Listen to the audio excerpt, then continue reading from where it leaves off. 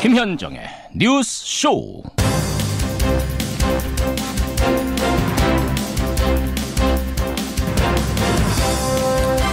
애청자 여러분 안녕하십니까.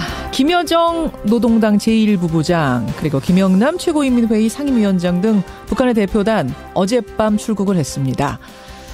이들이 우리나라에 머문 기간 고작 2박 3일이지만 남기고 간 건 꽤 많습니다. 김여정 부부장은 자신이 특사라고 밝히면서 김정은 위원장의 친서와 함께 문재인 대통령의 방북을 요청했죠. 문 대통령은 여건을 만들어서 성사시켜 나가자 화답을 했습니다.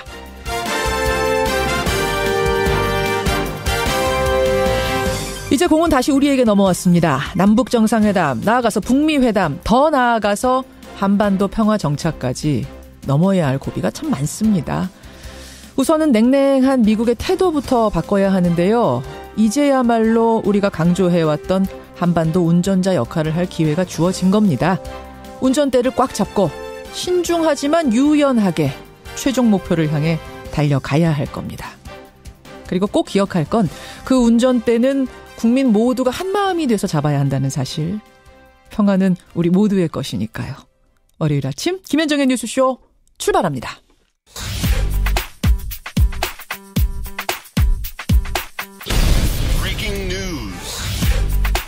김현정의 뉴스쇼가 주목한 오늘의 포인트 김정훈 기자 나와 있습니다. 어서 오세요, 김 기자. 네. 첫 번째 포인트는 산불 소식부터 전해야겠네요. 네, 삼척 산불에 긴급 대피령까지 내려졌는데요. 예, 밤사이에 큰 불이 났어요. 네, 산불이 난 곳은 강원도 삼척시 황조리의 한 야산입니다. 예. 동계올림픽이 열리는 평창과 강릉에서는 조금 떨어진 곳이긴 하고요. 어젯밤 9시 반쯤 번지기 시작한 불인데 건조특보 그리고 강풍특보 속에서 능선을 타고 주택가까지 빠르게 내려왔습니다. 예. 그러니까 삼청시가 재난 안내 문자까지 발송을 했고요. 인근 주민 50여 명이 긴급 대피를 했는데 뜬 눈으로 밤을 새울 수밖에 없었죠. 소방 인력 200여 명이 투입됐고요. 근데 아직 불길은 완전히 잡지 못했습니다. 그래요? 이에 따라서 소방당국은 날이 밝으면서 소방 헬기까지 띄우기로 했다고 하네요. 아무쪼록 큰 피해가 없기를 완전히 진화될 때까지 방심해서는 안 되겠고요. 여러분 오늘 화재 조심하셔야 됩니다. 계속 건조한 날씨가 이어집니다. 다음 포인트 가죠. 네, 남북 단일팀. 게임은 지금부터입니다. 예, 남북 여자 아이스하키 단일팀. 그제 스위스와의 1차전에서는 0대8로 사실 완패했어요. 그러니까 부랴부랴 단일팀이 꾸려진 뒤에 몸풀기 차원이었다 이렇게 보면 되지 않을까요? 몸풀기 경기? 네. 예. 오늘은 스웨덴과 조별리그 2차전을 치르거든요. 예. 근데 스웨덴이 세계 랭킹 5위입니다. 스위스보다 우위에 있고요. 앞선 1차전에서는 일본을 상대로 2대1 승리를 거두기도 했습니다. 예. 하지만 우리 선수들 위축될 필요가 없죠. 평소의 기량 위에 남북 간 시너지까지 발휘한다면 충분히 승산이 있습니다. 그 스위스에 패한 뒤에요. 대표팀 주장 박종화 선수가 그러더라고요. 많은 국민들 앞에서 하는 경기라서 긴장이 됐다. 네네. 사실 평소에는 관객석이 텅텅 비잖아요. 아이스하키 그렇죠. 비인기 네. 종목이니까. 많은 분들이 응원하니까 좀 부담이 됐다 그러더라고요. 부담이 큰 거 사실입니다. 예. 하지만 국민들이 더 기대하는 거는 승리보다는 화합하는 모습이겠죠. 그렇죠. 그 뜻을 살린다면 선전도 가능할 것 같고요. 예. 어쨌든 오늘 여자 아이스하키 단일팀 2차전 밤 9시에 시작이 됩니다. 이 외에도요.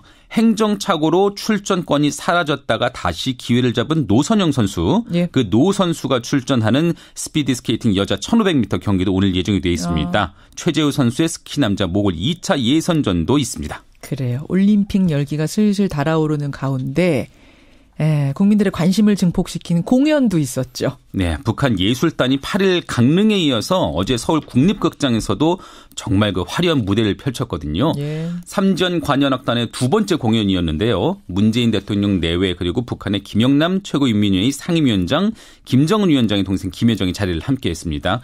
강릉 때와 비슷한 공연곡들이 이어지다가 현송월 단장이 무대 위에 깜짝 등장해서 독창 실력을 뽐내기도 했네요. 서현도 나왔잖아요. 맞습니다. 이게 우리의 소원은 통일, 다시 만납시다 이런 마지막 곡을 부를 때 예. 걸그룹 소녀시대 서현이 등장하면서 관객들의 환호성이 터져 나왔네요. 그렇죠. 네, 북한 예술단은 그런 뜨거운 감격 속에서 무대에서 퇴장하고 오늘 경의선 육로로 다시 북한으로 돌아갑니다. 서현 씨가 밤새도록 실검 1위예요. 네. 왜 서현일까 많이들 궁금해하시는데 오늘 저희가 화제 인터뷰에서 탈북 피아니스트 현송월하고 같이 북한에서 공부를 한 김철웅 교수 연결을 합니다. 예. 어제 그 현장에서 예술 공연을 다 봤다고 그래요. 김철웅 교수 얘기 좀 들어보죠.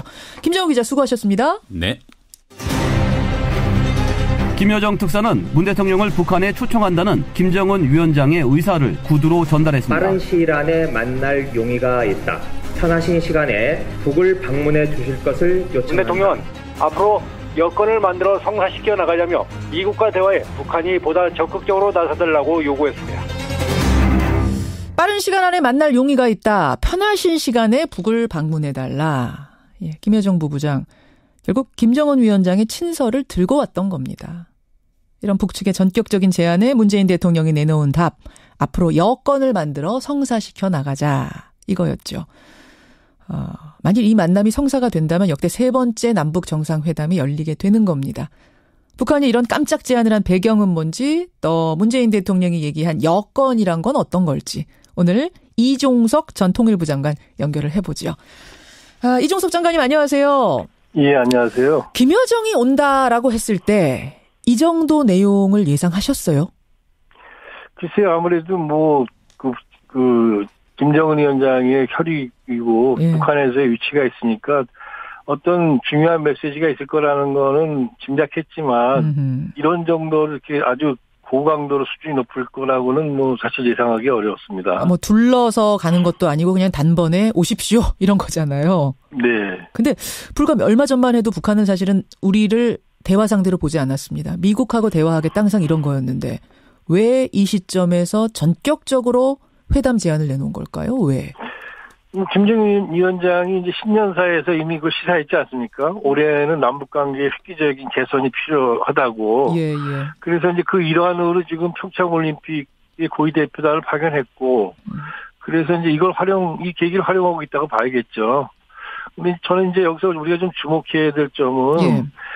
김정은 위원장의 이 정상회담 제안이요. 이거는 김정은이 2011년 12월에 이제 집권을 했습니다. 예. 그 이후로 좀 7년이 넘었는데 그 7년 동안 지금 단 한 번도 지금 국제 외교 다른 나라 정상과 정상회담을 한 적이 없죠. 예. 그리고 한 번도 정상회담 하자고 제안한 적도 없기 때문에 이것이 김정은 정권 출범 이후에 7년 이후, 즉 약 7년여 개월 지난 지금 예. 최초로 대외적 정상에게 지금 정상회담 하자고 내놓은 거거든요. 그만큼 사실 이제 북한에서는 정상회담에 대해서 중요성을 갖고 있고 또 뭔가를 해보려고 하는 거는 사실인데 전체적으로 아무튼 남북관계 개선뿐만이 아니라 대외관계 전반을 개선하고 싶어하는 의지가 작용했다고 볼 수 있습니다. 진짜? 다만 이제 핵 문제가 걸려있기 때문에 이걸 어떻게 이제 좀 정리하느냐 이게 좀 어려운 문제겠죠. 저는 그동안 우리가 몰라서 그렇지 그래도 우방 국가들 친한 그 사회주의권 국가들하고는 정상회담 한 것처럼 생각을 해왔었는데 그러고 보니까 없네요. 예, 없을 뿐만이 아니라 우리가 만약에 특사를 파견한다 하더라도 아마 긴 시간 동안 김정은 위원장하고 여러 얘기를 한 사람도 없었기 때문에 처음일 겁니다. 그런 내용 있는 그런 북한 지도자 김정은과의 어떤 대화도 그동안 중국이나 러시아에서 가끔씩 가서 김정은 위원장을 만났지만 그렇죠. 적정 정도 이상의 의미를 갖는 긴 어떤 회담 같은 걸 해본 적도 없었어요. 없고 정상회담도 없고 따라서 이번에 정말 남북 정상회담이 이뤄지면 이거는 상당한 의미를 가진 거고 초청 자체도 상당한 의미다 이런 말씀. 네네. 의지는 확인을 했습니다. 북한의 의지는. 이제 우리인데요. 문재인 대통령이 이렇게 화답을 했죠. 앞으로 여건을 만들어서 성사시켜 나가자. 이거 어떻게 해석해야 됩니까? 여건을 만들어 성사시켜 나가자. 아시는 것처럼 지금 여건이라는 것 자체가 만약에 이제 북한에서도 지금 문 대통령 초청을 하면서 날짜 일정을 갖다가 이렇게 명시하지 않지 않았습니까? 예. 그 얘기는 북한도 일단은 여건이 필요하다는 거를 알고 또 문 대통령이 일정한 여건을 만드는 것까지를 배려하고 있는 것이죠. 근데 그 여건은 아시는 것처럼 일단은 남북관계 하나만 그냥 우리가 가지고 무조건 발전시켜 나갈 수 있는 상황은 아니지 않습니까? 그렇죠. 북한 핵 문제가 걸려있기 때문에 과연 그러면 이 북미 대화로 상징되는 북핵 문제의 어떤 국면 전환을 어떻게까지 이뤄갈 거냐. 이것이 이제 중요한 여건이 되겠죠. 바로 그겁니다. 우리가 미국을 고려하지 않을 수가 없어요. 동맹국 미국을 고려하지 않을 수가 없는데 이번에도 펜스 부통령 북측 인사들한테 눈길 한 번을 안 줬습니다. 거의 투명인간 취급을 하더라고요. 또 백악관에서도 남북관계 개선이 북핵 해결과 별개로 진전될 수 없다. 이런 입장을 분명히 밝혔고 비핵화 선언 없이는 대화 없다라는 게 줄곧 지금까지 입장이었고 이런 상황에서 과연 미국이 남북 정상회담 그래 오케이 해라 이렇게 할까요? 뭐 그거는 일단은 남북 관계나 남북 대화라는 거는 명분이 있지 않습니까?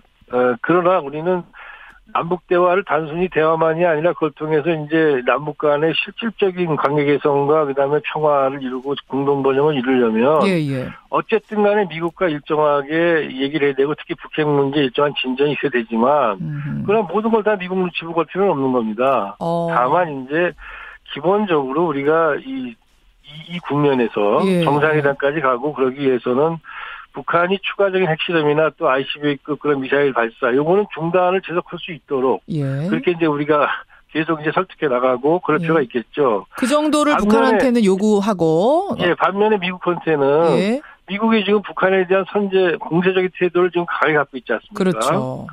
이걸 갖다가 대화 가능한 분위기를 유도해 나가야 되죠. 근데 만약에 북한이 추가적인 그러한 그 도발을 하지 않는다면 미국도 대화 분위기 무조건 대화를 갖다가 자꾸 기피할 수는 없는 거 아니겠습니까? 그렇죠. 그런 점에서 분위기를 만들어야 되고 이건 또 우리 혼자만 갖고는 안 되죠. 중국도 좀 노력을 해야 되고 여러 나라 같이 노력을 해서 일정한 수준만 만들면 그걸 통해서 또 남북 대화나 정상회담이 또 북핵 문제를 역으로 진전시킬 수 있는 그런 또 이제 가능성들을 만들어 가는 거죠. 정세현 전 장관이 금요일 날 출연하셨어요. 정세현 전 장관은 그러시더라고요. 일단 우리 거래할 때, 장사할 때도 일단은 비싼 값 불러놓고 그러고 조금씩 깎지 않느냐. 미국도 진짜로 비핵화 선언 없인 대화 안 된다. 속마음이 100% 그런 건 아닐 거다. 일단은 불러놓고 그쪽에서 열심히 뭔가 노력하는 모습을 보이면 움직일 수 있다. 마음을 움직일 것이다. 역시 이종석 장관도 비슷하게 보시는 겁니까? 그게 이제 그 얘기는 이렇게 봐야겠죠. 그러니까 우리가 어떤 큰 목표를, 하나의 목표를 향해서 가는 데에 큰 과제를 갖다가 처음부터 성철 하지 말고, 예컨대 북한 입장에서는 자신들이 비핵화 의지가 있다는 것, 또는 어떤 조건 아래서 우린 비핵화 협상할 용의가 있다든가, 이런 정도의 얘기만 김정은한테 끌어낸다 하더라도, 그러면 이제 미국에게 또 거기에 대해서 조금 더 좀 유연한 입장을 갖다가 끌어낼 수 있지 않습니까? 미국으로서도. 당신들도 좀 한 발 물러서라. 서로 조정. 그야말로 운전자 역할.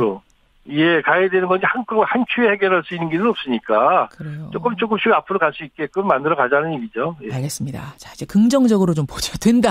남북 정상회담 어떻게든지 할 수 있다라고 친다면, 그러면 시기적으로는 언제쯤이 유력하다고 보세요? 글쎄요, 지금 아무래도 여러 가지 판단해보면 준비돼야 되고 또 실제로 또 북한과 실제로 이제 특사가 파견되거나 이렇게 됐을 때 북핵 문제와 관련해서도 여러 가지 논의가 있고 의견 조율이 있어야 되지 않겠습니까? 그렇게 본다면은 글쎄요, 올 가을부터 내년 봄 사이 이 정도면은 바람직하지 않을까 이렇게 생각을 합니다. 사실은 가깝게는 6.15도 저는 떠오르고 광복절도 떠오르고 하는데 그건 좀 이른가요?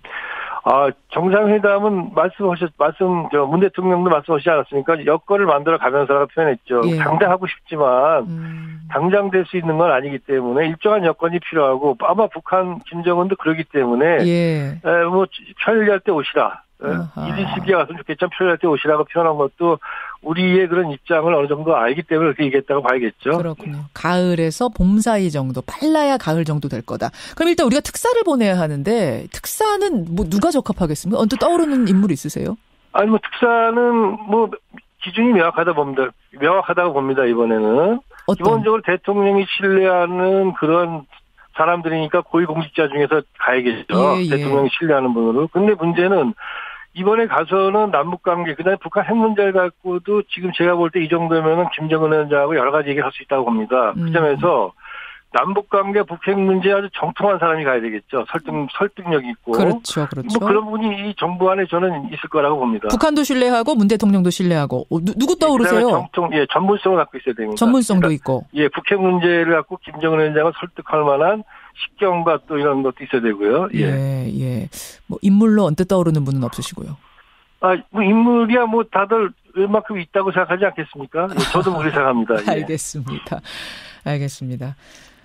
이번에 그 펜스 부통령 왜 그렇게까지 싸늘했을까요? 뭐 리셉션 왔다가 5분 만에 가고 북한 쪽 쳐다도 안 보고 눈길 한번 안 왜 이 정도까지 했을까요? 이게 아주 쪼잔한 거죠. 그야말로 대국으로서는 대국이 그렇게 유치찬란하게 그래서 보면 안 되는 거 아닙니까? 그건 약소국이 그 멍리를 부릴 때 하는 일이지 대국이 어떻게 그렇게 여유 없이 그러겠습니까? 그건 뭐 제가 볼 때는 설명하기 어렵네요. 저도 그 뭐라고 왜 그런지라고 표현하기 어렵네요. 멘탈이 문제가 있다고 생각합니다. 그리고 또 이게 지금 올림픽 보러 온 거잖아요. 정치적으로 온 게 아니라 올림픽 보러 왔으면 같이 박수치고 뭐 악수할 때 하고 좀 이렇게 쿨하게 갈 수도 있었을 텐데. 아니 올림픽이라는 대의가 평화고 그다음에 축제의 장인데 거기서 아니 그걸 무슨 뭐 북한 사람하고 악수했다 해가지고 무슨 제재가 완화됩니까? 그러니까. 아니지 않습니까? 압박이 완화됩니까? 그걸 못하고 더욱이 아니 본인들이 그랬잖아요. 북한이 저렇게 나오는 거는 자기들이 압박과 제재를 최대한 해서 그런 거다. 그렇다고 더 나오게 해야 되지. 그걸 갖다가 싫어하는 표정을 짓는 거는 그건 이상한 거 아닙니까? 남의 잔치집에 와서 좀 사실은 저도 그 부분이 좀 불편했고 또 하나는 이종석 전 장관도 그 김여정 부부장 이 가까이에서 오래 보신 건 처음이실 거 아니에요. 어떠셨어요? 태도라든지 뭐 행동, 발언이라든지. 글쎄요, 상당히 절제돼 있고, 그 다음에 뭐 준비가 많이 돼 있다고 생각이 들었고요. 그래서 어쨌든 간에 북한 김여정이나 북한 대표단이 이번에 와서 보여준 거는 또 북한 전체적으로 여러 대표단이 와서 보여준 거는 상당히 그 국제적인 스탠다드에 맞춰가려고 하는 그런 모습이랄까요? 그런 것들을 보여준 것 같습니다. 우리 그렇게 고립되지 않았다. 뭐 이런 걸 좀 대외적으로 보여주고 싶은 이런 마음도 있었던 거죠. 고립되지 않았다기보다는 자기들도 국제적 스탠다드와 그런 상식적인 판단 속에 산다라는 거를 좀 보여주고 싶어 했고 또 김여정은 뭐 그거 이전에 상당한 능력이 있는 또 나름대로 절제력이 있는 그런 이제 지도자로서의 잠재력이 있는 거 아닌가 그런 판단을 해봤습니다. 여기까지 말씀 듣겠습니다. 이종석 장관님 고맙습니다. 네. 이종석 전 통일부 장관이었습니다.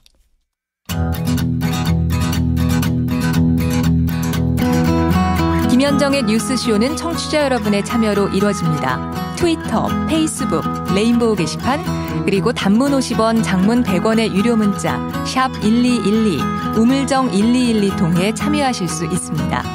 김현정의 뉴스쇼 여러분과 함께 만듭니다.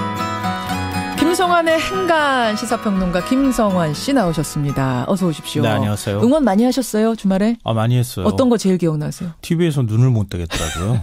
개막식도 정말 좋았고. 개막식 정말 좋았어요. 정말 어느 장면 제일 좋으셨어요? 아니, 저는 일종의 우리의 IT 기술이 얼마나 대단한지 그걸 보여주면서 또 사실 우리가 외국의 어떤 개막식이나 올림픽 이런 거 보면은 우리도 저렇게 한번 해볼 수 있을까? 이런 생각했는데 우리께 더 멋있었어요. 그러니까요. 다른 데보다 예산은 덜 쓰면서도 굉장히 아기자기하면서도 웅장한 잘했어요. 뿌듯했습니다. 뿌듯했어요. 저도.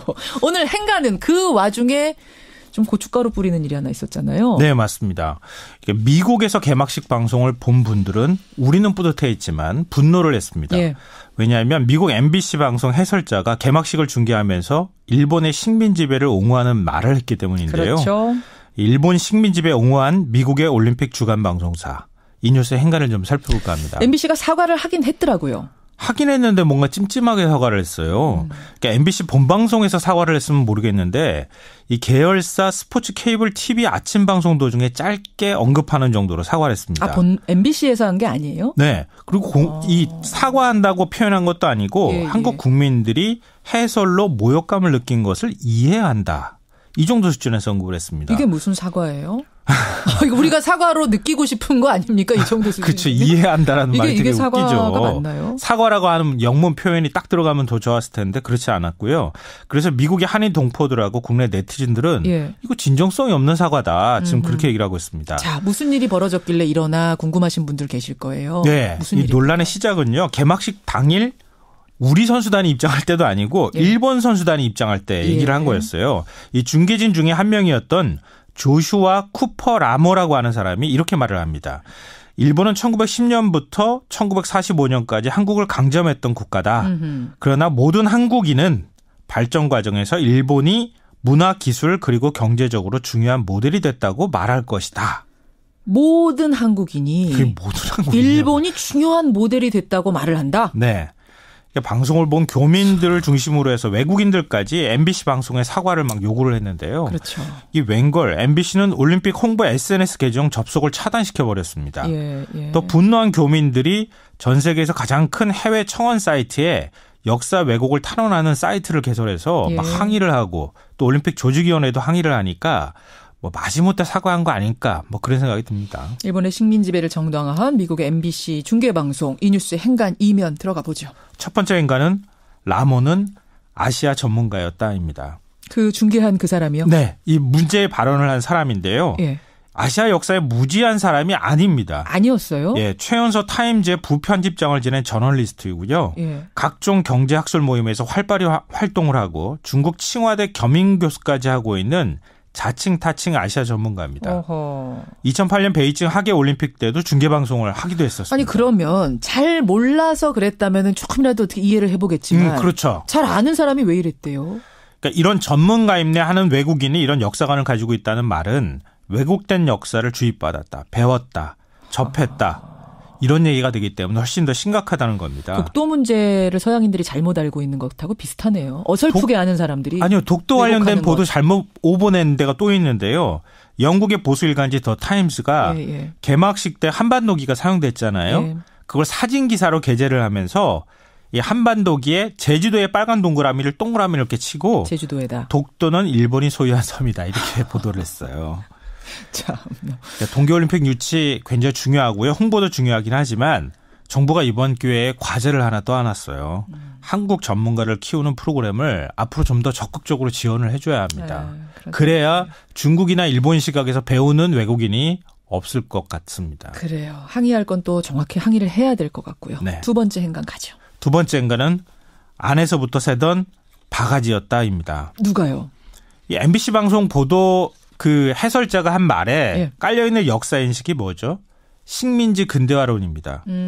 일본의 식민 지배가 한국 근대화에 기여했다고 하는 일종의 역사적 사관인데요. 식민지가 됐기 때문에 너희들이 지금 이렇게 잘 살게 된 거 아니냐. 이게 식민지 근대화론 아닙니까? 그걸 어떻게 개막식에서 그런 생각을 하는지 모르겠는데 우리가 일본보다 IT가 앞서고 있잖아요. 근데 이거 어디서 많이 듣던 얘기 아닙니까? 불과 2년 전에 박근혜 정부 시절 국정 역사교과서 만들겠다고 찬성했던 국정화에 찬성했던 보수 정치인이나 역사학자들이 주장했던 내용입니다. 이런 얘기 많이 나왔었죠. 일본의 식민 지배가 한국 근대화에 기여했다는 논리로 시작을 해서 친일은 불가피했다. 이승만 국부론, 박정희 쿠데타 합리화론까지 논리적으로 연결을 시켜왔습니다. 이걸 생각하면요. 외국 언론 탓할 게 아닙니다. 우리부터 먼저 좀 바뀌어야 되고 우리부터 제대로 역사관 가져야 되는 거 아닙니까? 그렇죠. 안에서 새는 바가지 바깥에서도 새는 겁니다. 그래요. 우리 역사인식부터 바로잡아야 한다. 이건 우리에게 보내는 따끔한 충고입니다. 마지막은요? 마지막 세 번째인가는 인형공방에 도끼자루 섞는 줄 모른다입니다. 이건 무슨 말씀이세요? 아니 이렇게 외국 방송이나 외국 신문에서 잘못 보도하고 있는데 우리 정치권 반응이 어땠는지 아세요? 어떻게? 민주평화당이 어제 비판 부대변인 명의로 비판 논평 낸 게 전부입니다. 민주당, 자유한국당, 바른정당, 국민의당 그 흔한 논평 성명한 줄 안 냈어요. 그러니까 지금 뭐 김일성 가면이 어쩌니 저쩌니 김여정 방안이 어쩌니 막 성명을 12개, 7개, 6개씩 내면서 공방 주고받으면서 제대로 된 거 한 줄 내야 될 그 타이밍에 제대로 논평 하나 못 냈다는 겁니다. 그래요. 지금 얘기가 나온 김에 그 노컷뉴스가 북한 응원단 가면에 대해서 오보를 냈습니다. 이건 뭐 명백한 오보입니다. 이건 확실하게 공식사가 물론 회사 입장이 나가긴 했습니다만 저희가 2부에서 변상욱 대기자와 함께 이 문제는 조금 더 깊이 짚고 가겠습니다. 여러분께 일단 제가 사과를 참담한 마음으로 드려야겠네요. 김성환 씨 수고하셨습니다. 네, 고맙습니다. 0930님, 여자 쇼트트랙 계주 넘어진 후에 막판 뒤집기가 정말 소름 돋게 멋졌습니다. 저도 그 장면 봤거든요. 저도 전율했습니다. 여러분 어떤 경기가 가장 기억에 남으시고요? 또 어떤 경기 보러 가고 싶으세요? 오늘 2부에서 여론조사 해봤거든요. 이택수 대표와 함께 짚어보죠.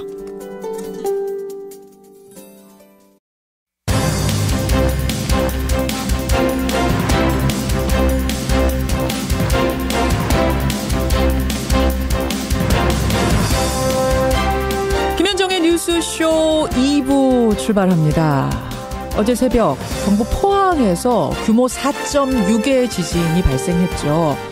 석 달 전에 규모 5.6의 강진의 여진이다. 이렇게 기상청이 발표를 했는데요. 불안감이 상당하고 또 전문가들 사이에서 의견이 좀 분분합니다. 이게 진짜 여진 맞느냐? 여진치고는 양상이 좀 이례적이다라는 얘기도 나옵니다. 예, 포항 주민의 얘기 그리고 전문가의 분석 오늘 첫 순서로 한번 들어보죠. 이택수의 여론에서는요. 앞에서 예고 드린 대로 우리 국민들이 가장 보고 싶어하는 평창 종목은 뭔지 이거 조사해봤고요. 또 지방선거 앞두고 이어지는 국회의원들의 출마 러시에 대한 여러분의 의견은 어떤지 오늘 스페셜 여론조사 2개 준비를 해봤습니다. 화제의 인터뷰에서는 강릉과 서울 2번의 공연을 마치고 북으로 간 이 북한의 예술단. 사실은 TV 중계가 안 됐기 때문에 궁금한 게 한두 가지가 아닙니다. 분위기는 어땠는지 연주 실력은 어땠는지 또 이 사람들은 어떤 사람들인지 하나하나 궁금한데요. 어제 현장에서 관람을 했고요. 또 현송월 단장과 함께 북에서 공부를 같이 한 분이 있습니다. 탈북 피아니스트 김철웅 교수 연결을 해보죠. 50원의 단문 100원의 장문 유료 문자 샵 1212 카톡 레인보우까지 열어놓고 출발합니다. 경북 포항에서 규모 4.6의 지진이 또 발생했습니다. 어제 새벽 5시 3분경이었죠. 작년 11월 15일에 일어난 5.4 규모의 지진의 여진이다. 이렇게 발표는 됐지만 여진치고는 좀 특이합니다. 사실 여진이라고 그러면 점차 시간이 갈수록 강도가 줄어들기 마련인데 어제 여진은 포항 본진 이후에 온 여진 가운데 가장 강력했습니다. 이게 어떤 의미일까요? 오늘 좀 짚어보겠습니다. 먼저 지진이 발생한 포항 북구의 주민 한 분 연결해서 당시 상황 좀 들어보죠. 이은숙 씨 연결이 돼 있습니다. 이은숙 선생님 안녕하세요. 네, 안녕하세요. 아이고 많이 놀라셨죠? 예, 어제는 그게 또 새벽이어서 사람들이 자고 있는 상황이어서 더 많이 놀랐어요. 집에 계셨어요? 그때? 네, 저는 이제 어제 평창에 행사가 있어서 아침에 그 시간에 좀 일찍 일어나서 준비하고 있었던 상황이고 다른 사람들은 다 자고 있는 그런 상황이었죠. 어땠어요, 그때가? 그냥 쿵 하고 쿵쿵 이러더니 마구 흔들렸어요. 근데 불과 그게 나중에 알고 보니까 한 3초 정도의 상황이었는데 그 3초가 그렇게 긴 줄 정말 몰랐어요. 예. 무서웠어요. 꼭 무슨 폭발음 같은 게 있는 것 같은 그런 느낌이라고 그럴까요? 예. 자, 그래서 이제 뭐 벌떡 일어나셨겠네요. 이게 무슨 일인가 하고 밖에 내다보셨겠네요. 제가 밖에 내다본과 동시에 사람들이 아파트에 불이 들어오고 그리고 밖으로 나오시는 분들도 있었어요. 저도 깜짝 놀라서 뭐 어쨌든 매뉴얼에 늘 많이 직후에는 많이 들었으니까 일단 현관문부터 열었어요. 지난번 지진 때 현관문이 틀어져서 밖으로 못 나간 사람들이 있었거든요. 맞아요. 그래서 문부터 일단 열어서 탈출로를 확보하고 아파트 주민들이 다 뛰쳐나오셨겠네요. 그 새벽에. 계단에 사람들 내려가는 소리가 들리고 뭐 차에 시동 거시는 분들도 있고 그랬던 것 같아요. 그 긴급 재난 문자가 7분 후에 도착했단 말입니다. 그 포항도 그랬던 거예요? 아니면 전국 포항 제외하고 그랬던 거예요? 그게 저도 그게 이상했는데 전에는 거의 같이 왔거든요. 근데 그 TV를 켜놨었는데 속보로 밑에 자막이 떴는데 자막 먼저 뜨고 재난 문자가 왔어요. 그래서 그게 좀 이상했었어요. 지난번은 거의 얼마 걸리지 않고 바로 왔었거든요. 그래요. 많이 놀라셨겠습니다. 뭐 우리 이 선생님뿐만 아니라 포항 지역의 다른 주민들도 아직 트라우마에서 치유되지도 않은 상태에서 또 이런 상황이 발생해서 분위기가 어때요? 얘기들 나눠보시면. 지난번에는 사람들이 막 바깥으로 막 급하게 튀어나오고 이랬는데 그런 게 조금 덜해진 것 같아요. 너무 갑자기 밖으로 튀어나오면 건물에서 떨어지는 벽돌 같은 것도 맞을 수 있다. 뭐 이런 안내가 많이 이제 취해졌다. 그러니까 저희는 그 사이에 학습이 많이 됐죠. 여러 가지로. 그래서 그런지 지난번만큼 큰 부상이라든가 사고는 없었습니다. 이번에 다행히 좀 경미한 사고로 그쳐서 다행이고요. 이 3개월 만에 여진인데 여진치고는 상당히 크게 왔기 때문에 이제 그 부분에 대해서도 주민들이 좀 염려하시는 면이 있을 것 같아요. 그렇죠. 이게 여진이 아니라 또다시 지진이 아닌가. 그리고 지난번은 좀 길게였는데 이번은 그 시간은 짧았잖아요. 3초. 강도는 비슷했거든요. 느껴지는 체감도는 비슷했단 말이에요. 체감 강도는 비슷한데 시간이 다만 짧았단 뿐이에요.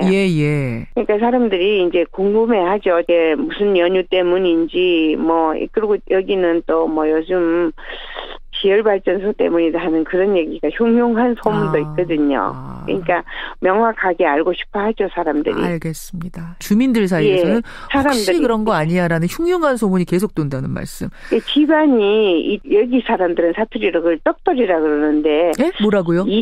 밀가루 반죽에 물이 닿으면. 질척질척한. 예, 그런 그게 많거든요. 주변이요. 맞아. 그런 소문도 있어요. 아유. 네.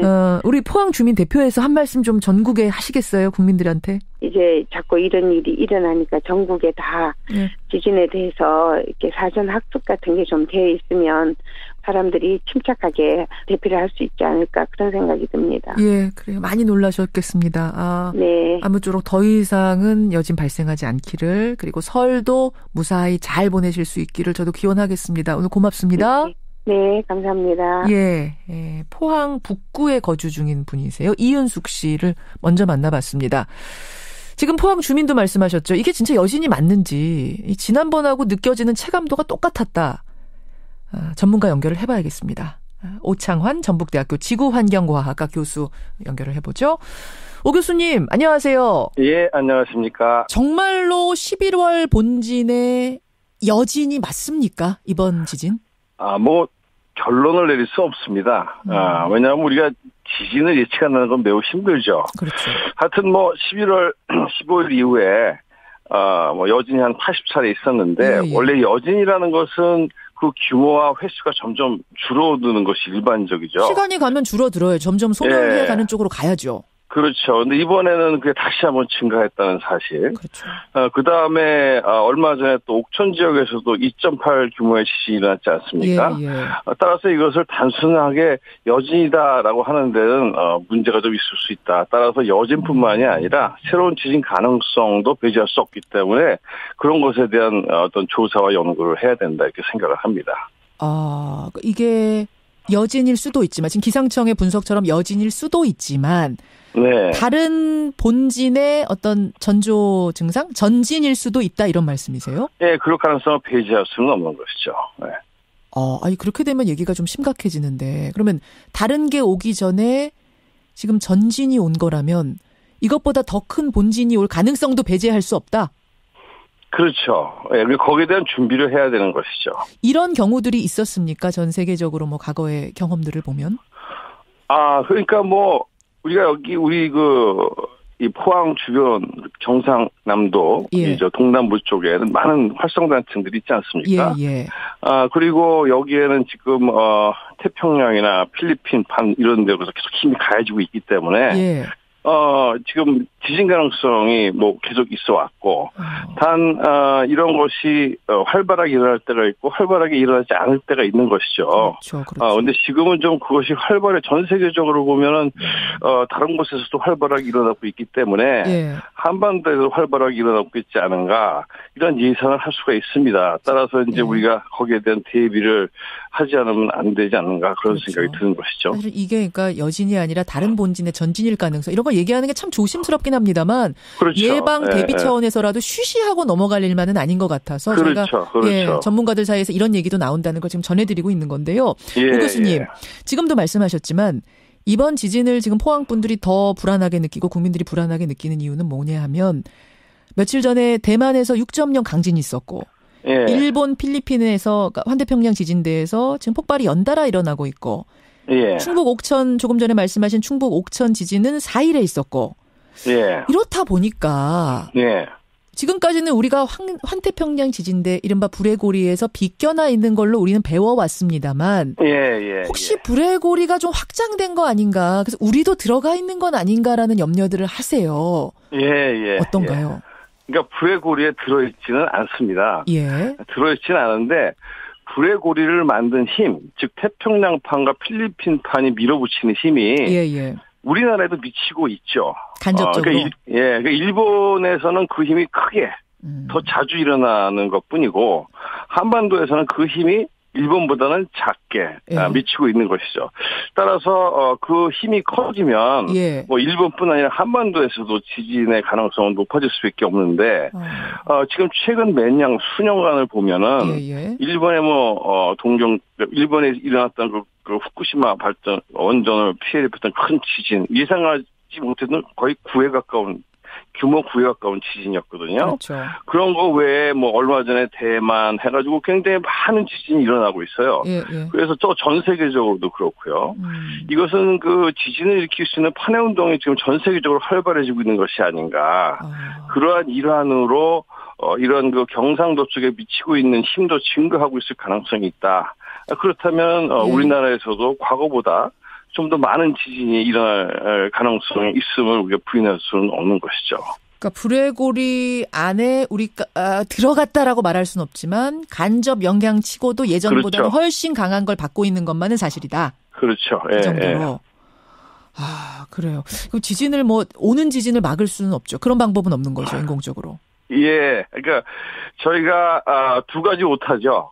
지진을 예측할 기술이 아직은 없고, 그다음에 지진을 막을 수 있는 기술은 없죠. 그렇죠. 그럼 그래서 어떤 예방과 대비책을 지금 할 수 있는 건 뭡니까, 이 상황에서? 그러니까 이제 예를 하나 말씀드리면 똑같은 규모 7 지진이 일어나는데 IT 같이 완전 무방비한 곳에서는 22만 명이 죽었어요. 그렇죠. 그런데 캘리포니아 같은 곳은 50명 정도가 사망을 합니다.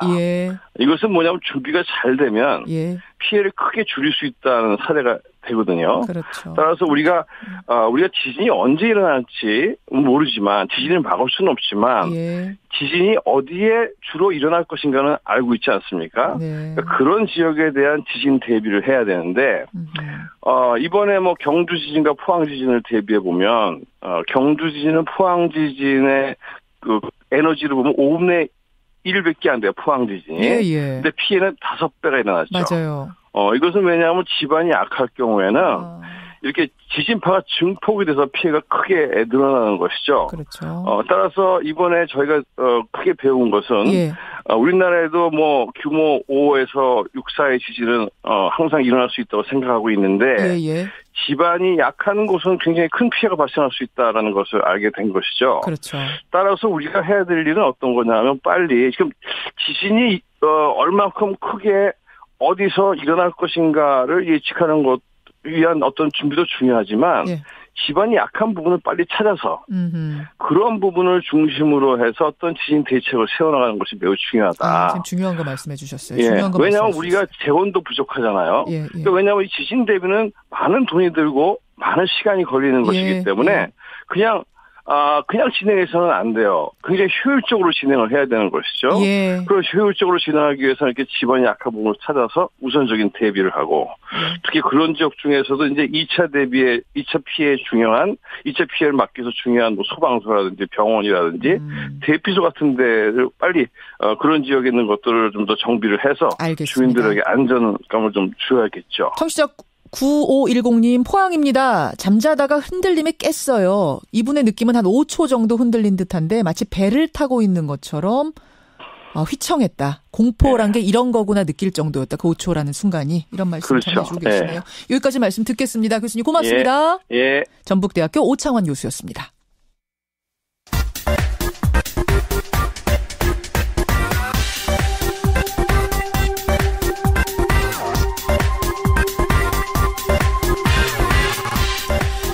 최신 여론조사 결과를 알아보는 시간 이택스의 여론. 오늘도 리얼미터 이택스 대표 들어오셨습니다. 어서 오십시오. 네, 안녕하세요.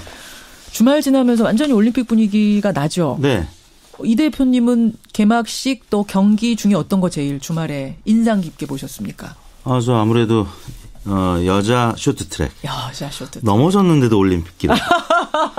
넘어졌는데도 다른 나라 선수들이 느낄 자괴감은 어쩌라고. 정말 잘했어요. 정말 훌륭한 선수들이었고 개막식도 정말 멋졌고. 주말도 그렇고 사실 앞으로 2주 동안도 이 대표는 워낙 바빠서 가지는 못한다고 이미 고백은 하셨잖아요. 근데 시간이 혹시 되고 표도 주어진다면 뭐 가고 싶으세요? 그동안에 참감한 의미를 두었던 썰매 종목 중에 하나인 스켈레톤 있잖아요. 거기 윤성빈 선수가 불모지에서 이번에 첫 금메달을 노린다고 하는데 예. 정말 응원하고 싶습니다. 가서. 스켈레톤. 예. 맞네요. 지난번부터 윤성빈 선수 계속 얘기하셨잖아요. 네.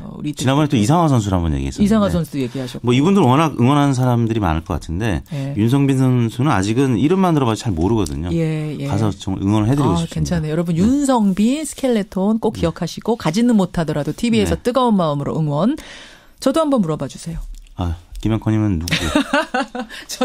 저도 특이한 거 바이애슬론. 바이애슬론이요? 바이애슬론 선수들의 인터뷰를 제가 한번 본 적이 있는데 네. 제일 가슴 아플 때가 바이애슬론이 뭐예요? 맞아요. 그렇게 물어본대요, 사람들이. 네. 그때마다 내 종목은 사람들이 뭔지도 모르는구나. 그러니까. 너무 슬프다고. 바이애슬론이 여러분 스키 플러스 사격입니다. 네. 두 가지 하는 거. 두 가지 네. 하는 거거든요. 요거 보면은 이 응원하는 사람들도 별로 없고 네. 뭔지조차 모르니까 저는 가서 좀 끝까지 박수 쳐주고 싶은. 너무 힘들어 보이더라고요. 너무 힘들어요. 네. 네. 우리나라 선수들 가요. 문성희 선수도 그렇고 네. 출전합니다. 요거 있는데 자 네. 이제 이거는 응원을 마음이 아파서라도 꼭 해주고 싶은 종목이라면 네. 그거 말고 공짜표가 주어졌을 때 여러분 꼭 가서 보고 싶은 종목은 뭡니까? 저희가 이런 재밌는 설문조사를 하나 돌려봤어요. 네. 아마 요거는 좀 인기 종목 위주로 아마 많이들 선택을 하실 텐데 결과가 나왔죠? 네, 저희가 지난 9일 전국 19세 이상 성인 8,058명에게 접촉을 해서 최종 500명이 응답을 완료했습니다. 6.2% 응답률. 무선 전화 면접 및 유무선 자동응답 혼용 방식이었고요. 표본 오차는 95% 신뢰 순에서 플러스 마이너스 4.4%포인트였는데요. 예. 다음과 같이 질문했습니다. 선생님께 평창 올림픽 경기 관람 티켓이 무료로 주어진다면 다음 중 어느 경기를 가장 보고 싶으십니까? 이게 중요합니다. 경기 관람 티켓이 무료로 그것도 아무거나 보고 싶은 거 골라서 보실 수 있다면 여러분 어떤 거 보고 싶으세요? 라는 재미있는 조사. 네, 1번이 봅슬레이. 그다음에 스켈레톤, 루지 같은 썰매 종목이고요. 예. 2번이 쇼트트랙, 3번이 스피드 스케이팅, 4번이 스키 점프, 5번이 아이스하키, 6번이 알파인, 프리스타일 등 스키, 7번이 피겨 스케이팅, 8번이 기타였습니다. 가장 보고 싶은 경기. 공짜표 하나 콕 찍어라 하면 여러분들이 찍고 싶어하는 그 경기는 뭐가 나왔습니까? 쇼트트랙이 26.2%로 가장 높았고요. 역시. 피겨가 25.4%로 오차 범위 내에서 거의 비슷한 1위권을 형성했습니다. 예. 그다음에 아이스하키가 11.1%, 그래요. 스피드 스케이팅이 10.7%, 스키 점프가 7.2%, 그다음에 썰매 종목인 봅슬레이, 스켈레톤, 루지가 4.5%, 그다음에 알파인, 프리스타일 등 스키 종목이 4.2%, 기타가 4.2% 수준으로 나타났습니다. 바이애슬론은 없었어요? 거기? 아마 이 스키 종목에 포함이 됐을 것 같은데 여기 등이라고 돼 있기 때문에. 등이라고 돼 있기 때문에. 네. 역시나 결과는 우리나라가 제일 잘하는 쇼트트랙. 그렇습니다. 김연아 선수 있었던 피겨 이쪽이 높게 나왔네요. 그렇죠? 네, 지난 토요일 날 임효준 선수가 금메달을 땄죠. 쇼트트랙이 아마 이 금메달 딴 다음에 조사했으면 더 높았을지도 모르겠습니다. 맞아요. 네. 정말 잘하더라고요. 임효준 선수 같은 경우는 수술을 7번 했다는 거 아닙니까? 정말 부상으로 항상 몸이 힘든데도 이번에 금 처음으로 정말 눈물 나더라고요. 역시 우리 국민들도 쇼트트랙 제일 보고 싶다 찍어주셨어요. 네. 아이스하키는 11.1%로 3위. 네. 이거 어떻게 분석해야 돼요? 저는 생각보다는 높다고 생각합니다. 왜냐하면 아이스하키가 현실적으로 메달 가능성에 비하면 순위는 높게 나타났다고 봐야 될 것 같은데요. 스피드 스케이팅이나 스켈레톤 등 금메달 가능성이 있는 종목에 비해서 워낙 큰 주목을 받았는데 저도 이제 지난 주말에 TV를 보고 알았는데 개최국 자동 출전권이 없는 종목이더라고요. 맞아요. 그래서 더욱더 이 자체가 이제 큰 성과였고 그렇죠. 특히 이제 여성팀은 아시다시피 남북 단일팀으로 워낙 많은 주목을 받았기 때문에 3위로 나타난 것 같습니다. 이것도 성별이나 지지정당 이런 걸로 분석이 가능합니까? 지지정당별로는 민주당 에서는 이제 아이스하키가 상대적으로 높게 나타났는데요. 민주당 지지층에서? 네, 민주당 지지층에서 가장 높았던 거는 물론 이제 쇼트트랙입니다. 그 다음이 피겨스케이팅이었고요. 그 다음에 아이스하키가 3위로 나타났습니다. 반면에 자유한국당 지지층에서는 피겨스케이팅이 23.6%로 가장 높았고 그 다음이 쇼트트랙 19% 등등 나가다가 아이스하키는 가장 낮은 수치를 나타냈습니다. 그래요? 네, 그러니까 민주당 지지층에서는 3위인 아이스하키가 한국당 지지층에서는 가장 낮은 수치. 역시 이제 단일팀 이슈. 네. 사실은 좀 이슈가 불거졌었기 때문에 갈리네요. 20대에서도 상대적으로 아이스하키가 낮은 수치를 예. 나타냈는데요. 예. 20대가 이제 아이스하키 팀 남북 단일팀 구성에 있어서 공정성 문제를 제기했었던 네, 분들이 그래서 있겠죠. 이제 20대에서는 상대적으로 다른 연령대에 비해서 가장 낮았고요. 예. 20, 30대가 아무튼 쇼트트랙이 가장 높았고 40대와 60대 이상은 또 피겨가 가장 높았고 연령대별로도 조금 온도차를 나타냈습니다. 지금 청취자 문자 보니까요. 반가운 문자 하나 왔습니다. 최명희 님이 어제 바이애슬론 경기 보고 왔습니다. 와, 최명희님. 와, 진짜 멋지시. 네. 정혁진님, 저 스키점프 꼭 보고 싶어요. 백용철님은 봅슬레이 꼭 보고 싶습니다. 은린옥청님은 루지 경기 보러 내일 갑니다. 이야, 우리 청취자들 멋진 분들 많이 계십니다. 내일 가시는 분 부럽습니다. 평일에. 평창 동계올림픽에 대한 스페셜 조사 하나 돌려봤고요. 또 하나가 있습니다. 오늘은 네. 지방선거 관련된 조사를 하나 하셨어요?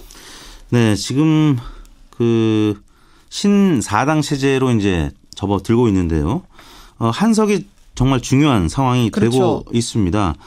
지금 범여권이 대략 149석, 범야권이 대략 149석 이러다 보니까 후반기 원 구성에 있어서 누가 더 많이 의석을 가져가느냐에 따라서 국회의장이 어느 쪽으로 갈지 결정이 되기 때문에 정말 한석이 굉장히 중요한 상황이죠. 민주당 같은 경우는 지금 한국당보다 불과 4석이 위인 상황이고 제1당 사수가 발등에 불이 됐습니다. 그래서 당내에서도 지금 지방선거 출마와 관련해서 의원직을 내려놓는 문제에 대해서 지금 말들이 많은데요. 국회의원직을 내려놓고 시장이니 도지사니 이런 곳에 출마하는 이 케이스들이 신직 저울질하고 있는 사람들이 꽤 있잖아요. 그렇습니다. 예, 여기에 대한 조사를 해본 거죠. 그렇죠. 이 문제는 한국당도 마찬가지입니다. 4석 차이기 때문에 다음과 같이 질문했습니다. 현역 국회의원이 지방선거에 출마하는 것에 대해 어떻게 생각하십니까? 이렇게 물었는데요. 1번 국회의 여야 의석 구도가 바뀔 수 있고 총선 민을 왜곡할 수 있으므로 반대한다. 1번 반대한다. 2번은 국회의원 개인 출마 의사를 존중해야 하고 피선거권을 막을 수 없기 때문에 찬성한다. 찬성한다. 찬성 반대 쉽게 물어보셨네요. 네. 결과 어떻게 나왔습니까? 반대가 36.6%, 찬성이 31.7%, 대략 5%포인트 격차로 오차 범위 내에서 팽팽하게 나타났는데 반대가 조금 더 높았습니다. 오차 범위 내에서. 잘 모르겠다는 의견도 31.7%로 거의 3등분된 의견을 나타냈습니다. 그래, 이것도 지지 정당별로 좀 차이가 있습니까?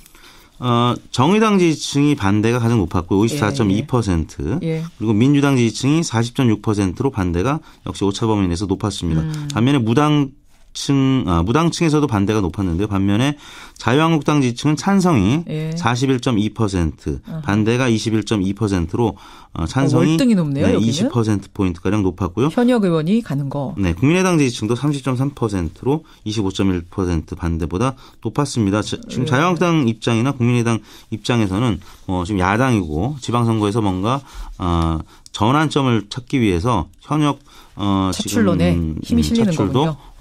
필요하다고 보는 의견이 조금 높게 나타난 것 같습니다. 오늘 대통령 국정운영평가 지지도 어떻게 됐는지 좀 볼까요? 네, 문재인 대통령 지지율이 지난주에 63.5%였는데 이번 주에도 63.5%로 동률입니까? 네, 동률로 이렇게 나오기 쉽지 않은데 나타났습니다. 주초에는 좀 약세를 보였었습니다. 북한 예술단의 만경봉호 방남을 둘러싼 대북 제재 위반 논란이 주초에 있었고요. 또 펜스 부통령의 탈북자 면담, 천안함 기념관 방문 관련된 보도. 화요일 날은 60.7%까지 빠졌다가 수요일부터 다시 오르기 시작했는데요. 여야의 평창올림픽 성공 결의민 채택 소식이 있었던 수요일 날 63.4%, 또 한미, 한중 등 문재인 대통령의 평창 외교 관련 보도, 북한 대표단의 방남 보도가 이어졌던 목요일 날은 65.9%까지 올랐고요. 금요일 날은 64.3%로 소폭 내려서 최종 주간 집계는 63.5%로 지난주와 같은 수치를 기록했습니다. 이게 지금 금요일까지 조사를 하신 거죠? 네. 금요일 몇 시까지? 금요일 오후 4시까지 조사한 것 같습니다. 그러니까 개막식 열리기 전까지 하신 거잖아요. 그렇습니다. 개막식이 반영이 안 된 건데 아마 개막식이 반영이 되면 조금 더 그렇습니다. 오를 수도 있을 것 같아요. 그리고 이제 금메달 지금 이미 땄고 좋은 성적을 거두고 있기 때문에 다음 주가 어떻게 될지 이게 중요한 것 같고 이번 주는 정말 소수점까지 같아요. 63.5, 63.5 참 드문 경우인데 동률을 기록했다는 거 어떻게 조사하셨습니까? 이번 조사는 지난 월요일 5일부터 9일까지 금요일까지 닷새 동안 전국 19세 이상 유권자 5만 993명에게 통화를 시도해서 네. 최종 2,501명이 응답을 완료했습니다. 5% 응답률. 조사 방법은 같았고요. 표본오차는 95% 신뢰순에서 플러스 마이너스 2%포인트. 예. 자세한 내용은 중앙선거 여론조사심의위원회 홈페이지를 참고하시면 되겠습니다. 오늘 여기까지 볼 텐데요. 와, 우리 청취자들 대단하세요. 연미래님 목요일에 스켈레톤 보러 갑니다. 4602님 어제 루찌 경기장 다녀왔습니다. 야, 우리 뉴스쇼 청취자들 대단하십니다. 네. 부럽습니다. 여기까지 보죠. 이택수 대표 고생하셨습니다. 네, 감사합니다.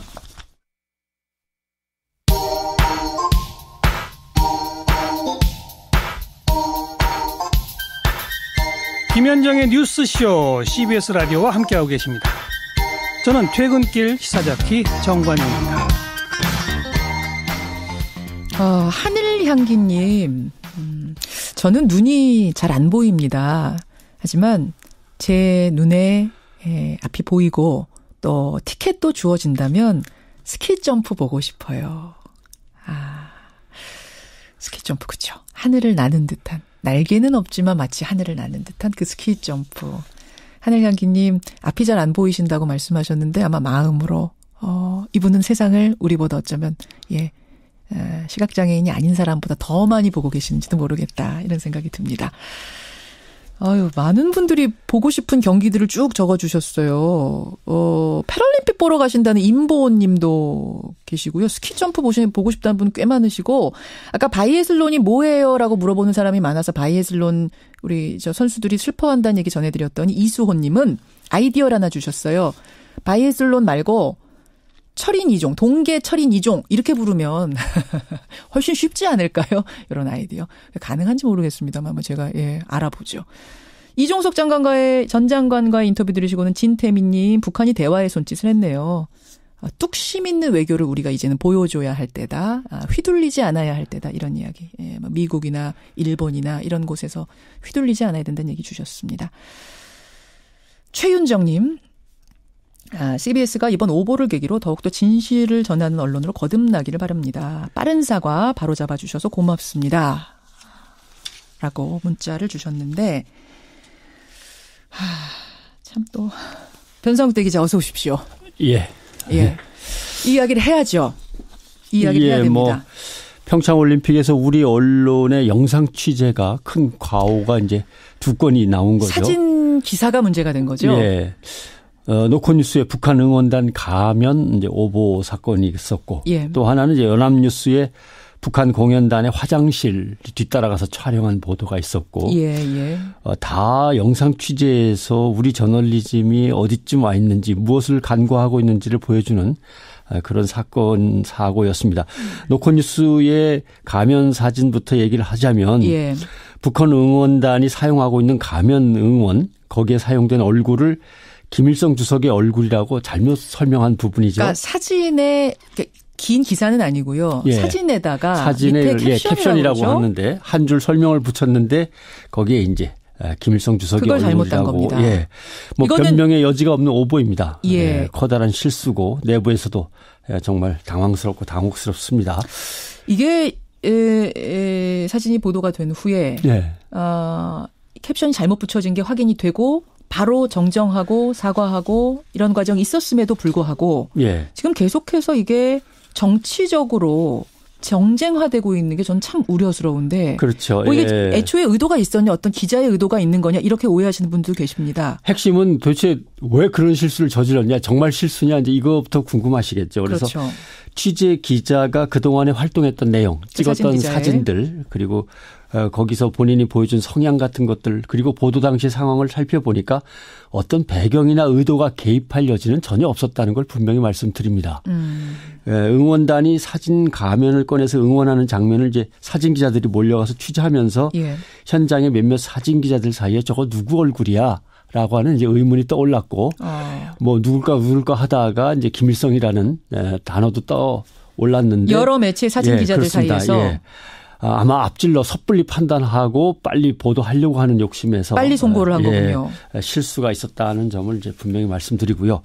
더구나 또 하나의 문제는 올림픽 취재라 사진이 엄청 많습니다. 사진 촬영과 사진 기사의 송출이 워낙 많다 보니까 사진의 보도 승인을 현장팀 재량에 맡긴 부분이 컸다.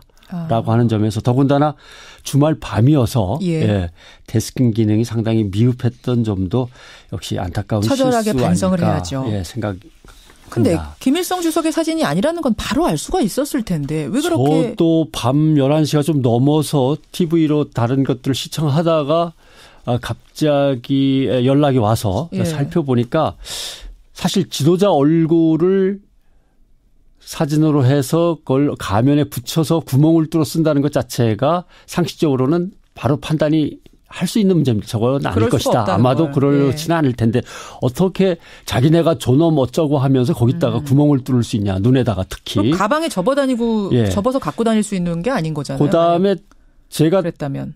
여러 개의 김일성 주석 사진을 쫙 훑어봤을 때 하나 정도는 정말 왜 좀 이렇게 말끔한 얼굴 또는 미남 호남형의 얼굴이 닮았네라는 느낌이 살짝 드는 게 있었는데 그게 이제 하태경 의원이 가져다 쓴 그 사진입니다. 그 사진. 그랬는데 거기서도 큰 차이점은 김일성 주석은 머리를 반으로 옆으로 빗어서 밑으로 내린 적은 한 번도 없습니다.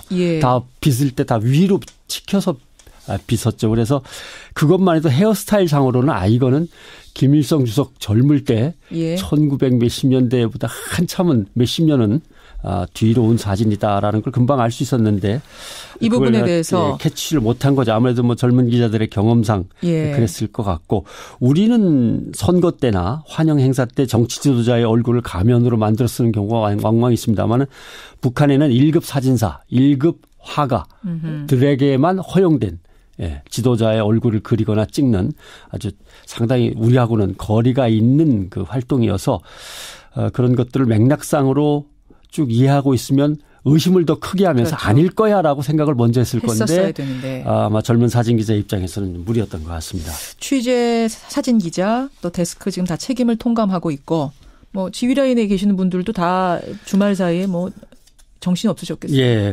문제는 사진이 자꾸 반복해서 사용되는 문제인데 정치권의 정략적 이용 때문이라고 생각을 합니다. 이미 수정했고 다시 삭제했고 수정, 삭제, 그리고 또 해명했고 사과도 했고 저도 사실 어제 트윗이나 SNS를 통해서 계속했고 더 중요한 건 정파적으로 이용하지 말아달라. 그렇죠. 이건 사진 기자의 실수다라고 분명히 언급을 했습니다. 오늘 아침에도 벌써 2차례나 지금 방송을 통해서 설명을 하고 있는데 이후에 계속 사용을 한다는 것은 여론 선동을 위한 정치적인 정파적인 악의적인 사진의 재사용이다. 정략적 이용이죠. 저희 사진은 더 이상은 사용하지 말아 주셨으면 합니다. 그러게요. 이게 아까 그 화장실 사진도 그렇고 가면후곤 사진도 그렇고 번져나가기 시작하니까 걷잡을 수가 없네요. 아무튼 사진이라고 하는 것은 이미지와 메시지가 아주 집약돼서 표현하는 정말 강력합니다. 그리고 폭발력 있는 도구이기 때문에 오랫동안 확산되고 또 재활용되는 콘텐츠이기 때문에 앞으로도 사진, 촬영 저널리즘에서 모두 더 신중하고 진정성 있게 자기 작업에 임해야 될 거다 생각하고요. 이번 사고를 계기로 저희도 더욱 통감하면서 구성원들 모두가 크게 자책하고 있습니다. 그래서 데스킹 기능도 사진에 대해서 다시 시스템을 바꿔야 될 것 같고 여러 가지. 그리고 큰 행사나 정치적으로 약간 민감한 행사에 나갈 때는 취재기자뿐만 아니라 사진 촬영 기자들도 다시 재교육을 하고 내보내야겠다라는 생각도 하고요. 그렇죠. 특히 사진을 찍으면서 인간의 존엄함이나 국가적인 중요성을 항상 머릿속에 둬야겠다. 어떤 책무나 특권에 의해서도 이런 가치들이 손상돼서는 안 되겠다는 생각을 하게 됩니다. 사진 한 장에 달린 캡션이 이렇게까지 큰 문제를 일으킬 거라고 생각하지 못했던 간과했던 그 부분에 대한 처절한 반성이 있어야 될 거고요. 속보 경쟁에 대해서 조금 더 신중해야 되겠다라는 거를 뭐 전 언론사들이 다시 한번 되새기는 계기가 돼야 될 것 같습니다. 그렇습니다. 그런가 하면 그 화장실 사진도 상당히 논란이 있었어요. 연합뉴스에.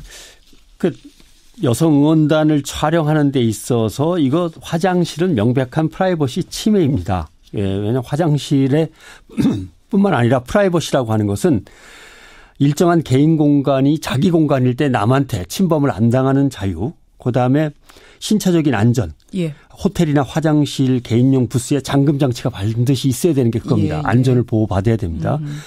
그다음에 화장실의 구조적 안전성. 그러니까 옆칸에서 부수고 들어오거나 마구 넘어 들어올 수 없도록 장치해야 되는 거. 이게 다 프라이버시를 위해서 하는 거거든요. 예. 그리고 시선의 배제. 쉽게 엿보지 못하게 하는 것. 그리고 심리적 안정. 그 안에서 편안히 자기가 용물을 볼 수 있도록 하는 것까지 포함해서 프라이버시이기 때문에 뒤따라 들어가서 카메라를 들이대는 행위는 명백한 프라이버시 침해였기 때문에 이 부분은 좀 자세히 한번 나중에 기회가 있으면 예. 얘기를 하겠습니다마는 여기서도 인간의 존엄함이라든가 인간이 보호받을 권리는 언론의 어떤 특권에 의해서도 무너지면 안 되는 겁니다. 예. 네, 그런 점을 염두에 둬야겠죠. 인터넷이 발달한 시대라서 더욱더 기자들이 신중해야 된다는 그렇습니다. 것 명심해야 되고요. 제가 자꾸 참담하다라는 이야기를 하게 되는 상황이 발생돼서 참 슬픕니다. 여기까지 변성태 기자 수고하셨습니다. 고맙습니다.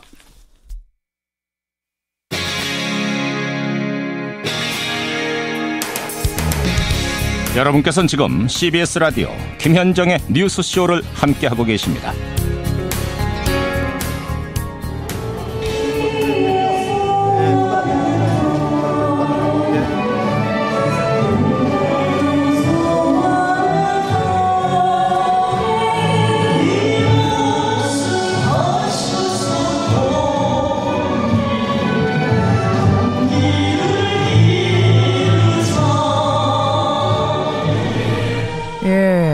이 목소리 소녀시대 서현 씨하고 북한 예술단이 같이 부른 그 노래죠. 바로 어제 북한 예술단의 서울 공연 현장음이었습니다.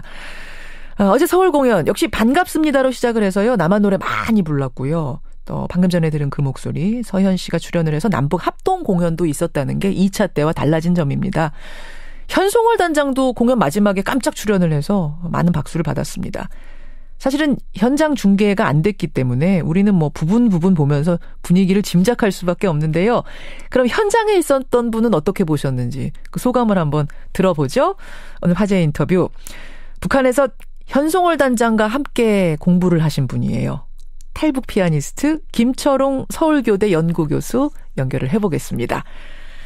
김철옹 교수님 안녕하세요. 예, 안녕하세요. 어제 공연 직접 가서 보신 거예요? 네. 어떠셨어요? 기대와 감격과 뭐 여러 가지 감정이 흡사해서 가지고요. 예. 또 그리고 직접 나온 그 친구들이 다 선후배거든요. 아, 거기 관현악단의 단원들이? 네. 그리고 또 더욱이 그 지휘를 했던 윤범주라는 친구가 있는데 예. 그 친구는 저랑 동창이라서 더 감회가 새로웠어요. 아유 뭐 그냥 정말 울컥울컥 하셨겠네요. 네. 계속 그 선수를 일부러 가져갔어요. 우셨어요? 많이 울었어요. 많이 우셨어요. 그러셨겠네요. 예. 특히나 인상 깊었던 레파토리랄까 뭐 하나하나 다 그러셨겠습니다만 특별히 이 부분은 더 기억에 남는다 하는 게 있다면? 그냥 첫 공연 개시막 빵 터졌잖아요. 예. 사운드 자체가 예. 나만하고 다른 사운드잖아요. 다르겠죠. 네. 그 사운드 딱 듣는 순간에 이렇게 뭔가 이렇게 어싹하다고 할까? 너무 익숙한, 네. 거기서 눈물이 탁 나더라고요. 북한식 사운드. 같은 오케스트라라도 그렇죠. 북한식, 남한식 뭐 다 다르죠. 다르죠. 네. 그 색채가 딱 느껴졌을 때, 음색이 느껴졌을 그렇죠. 때. 네. 그 음색 때문에 제가 눈물 팍 흘렸어요. 그러셨어요. 옆에 사람들은 내가 자꾸 우니까 이 사람은 뭐냐 하는 식으로 보더라고요. 왜 처음부터 저렇게 눈물을 흘려? 이럴 수 있을 것 같아요. 네. 사실은 부분밖에는 지금 뭐 뉴스를 통해서 못 본 상황이긴 합니다만 제일 인상 깊었던 부분이 마지막 부분. 저 같은 경우는 소녀시대 네. 서현 씨가 나와서 북한 예술단하고 같이 다시 만납시다 부르는 그 장면이 저는 뭐 부분 중엔 가장 인상적이었거든요. 네. 근데 왜 서현일까? 그 많은 한국 가수들 중에 좀 궁금하기도 해요. 그런데 은근슬쩍 저는 이런 생각이 들었어요. 네. 혹시 저게 북한에서 청탁하지 않았나 하는 생각이 들었는 게. 북한에서 요청을 했다 서현을 찍어서? 그렇죠. 왜요? 소녀시대가 예. 북한에서는 아주 정말 제일 예. 또 그리고 북한에서 그거 하지 않았습니까? 가무를 하지 않았습니까? 예. 그거 가만 보세요. 소녀시대예요. 예술단원들이 이번에 보인 댄스도 다 소녀시대 흉내내는 거예요. 그렇죠. 모델. 그럴 정도로 소녀시대가 북한에서는 탑 모델입니다. 탑. 아니 사실 소녀시대 말고도 유명한 걸그룹, 보이그룹 많은데 뭐 단연 소녀시대. 단연 소녀시대인 게 비슷한 게 너무 많은 거예요. 군무를 이렇게 춘다든지 뭐 칼군무 그렇죠. 같은 이런 것들. 칼군무 이런 것들이 다른 것들은 약간 야하잖아요. 춤이 있지 않습니까? 다른 걸그룹들 춤이 좀 야하죠. 예. 그렇죠. 그런데 소녀시대만큼은 절제된 그 군무가 참 북한식한 거죠. 그러니까 북한의 현대화. 정서에 맞는군요. 네, 북한의 현대화하고 가장 맞는 그룹이라고 얘기할 수 있는 거죠. 그냥 제일 인기입니까? 표현이 지금 제일. 그러니까 탑이에요, 탑. 네. 그러면 그 중에서도 서현 씨가 제일 인기가 많은 거예요? 아니면 뭐 그냥 특별히 그런 건 아니에요? 아니, 그게 아니고. 예. 북한은 약간 좀 얌전한 스타일을 모델로 하는 경우가 많습니다. 예. 하다 보니까 우리 예술은 개성이 강한 것보다는 북한 입장에서는 약간 얌전스러운 뭐 이런 이미지가 강하다 보니까 서현을 택하지 않았냐. 저는 서현이 나온 순간 당연히 북한 통타했겠다라는 생각이 들었어요. 북한이 요청을 했겠구나. 소녀시대 그중에서도 북한 사람들이 특별히 더 얌전한 스타일로 좋아하는 서현 씨를 택한 거다. 그렇죠. 그런 게 여자라고 생각하니까요. 네. 알겠습니다. 그 부분 궁금증 풀렸고. 또 하나는 사실 강릉 공연에서도 그랬지만 이번에도 우리 가요를 상당히 많이 불렀어요. 뭐 사랑의 미로 차차 다 함께 차차차 왁스의 여정 이런 거 제2에게 이 정도로 많이 부를 거라고 생각을 하셨어요? 전혀 생각을 못했습니다. 오히려 비율적으로 레퍼토리 쪽으로 본다면 나는 북한 노래를 더 많이 부를 줄 알았거든요. 예. 근데 상대적으로 남한 노래를 더 많이 불렀어요. 왜 그럴까요? 첫째로는 일단은 남한에 대한 배려라고 생각을 하고 싶고요. 근데 전문가의 입장으로 남한 노래는 남한 사람이 제일 잘 부를 거 아닙니까? 그렇겠죠. 예. 오히려 저는 북한 노래가 더 많았으면 오히려 북한스러움이 더 있었으면 오늘 이번 공연이 훨씬 더 좋지 않았을까라는 생각이 들었어요. 전문가 입장에서. 그러니까 무슨 말씀이신지 알 것 같아요. 한국에 대한 배려로 한국 노래를 많이 부른 건 이해하지만 그런데 조금 더 이해하지만 북한의 전문성 이런 걸 돋보이고 싶게 했으면은 그러니까 북한의 뭐 주체 사상 노래를 부르라는 게 아니라. 그렇지. 그건 아닌데. 그건 아닌데 북한 취한 게 있잖아요. 예. 촌스러움을 벗기 위해서 억지스러움이 들어갔다는 거죠. 촌스러움을 벗기. 그러니까 서양식, 서구식 뭐 이런 거를 좀 뭐 예를 들어서 올드 블랙조 같은 거 연주했잖아요. 그렇죠. 이런 게 전문은 아니다. 네. 전문이 아닌데 그걸 억지스럽게 벗으려고 하니까 약간 맞지 않은 옷을 입지 않았나. 전 개인적으로 이런 생각이 들어요. 전문가 시각에선 그렇게 볼 수도 있겠네요. 네. 예, 그런 감정들을 평가를 하시는. 그러잖아 김초롱 교수님. 네. 현송월 단장하고 같이 그 평양음악무용대학 다니신 거잖아요. 네. 77년생인 현송월 단장하고 우리 74년생인 김초롱 교수님은 뭐 나이 차이 조금 있습니다만 학교를 꽤 오래 같이 다니신 건데 그때 학창 시절에 볼 때 현송월 단장이 이렇게까지 중요한 위치에 오를 거라고 생각을 하셨어요? 전혀요. 아주 전혀요. 왜냐면 당시에 그 현송월 단장이 그냥 조용한 학생이었어요. 그리고 뭐 그렇게 오늘도 얼굴은 봤지만 그런 스타일의 성악과는 많습니다. 그러니까 뭐 아주 특출난 정도까지는 아니었기 때문에 무난한 학생이었기 때문에 그냥 조용히 학교를 다니는 저는 그냥 안 보인다 그럴까요? 이런 정도라서 저는 그냥 조용한 학생이구나. 얼굴은 본 기억이 있는데 그냥 조용한 학생이었습니다. 그래요. 그랬던 학생이 지금 40대 초반의 나이에 국가를 대표하는 예술단을 이끌고 지금 각 나라를 돌아다니는 정도가 됐습니다. 그게 북한이 아마 생겨난 이후로 최초일 겁니다. 그래요. 아주 이례적인 거군요. 네. 뭐 김여정, 리설주와 함께 북한을 대표하는 여성 실세 3인방 가운데 하나로 꼽히는 거 맞죠? 정말 3인방이에요. 정말 3인방이에요. 네. 그래요.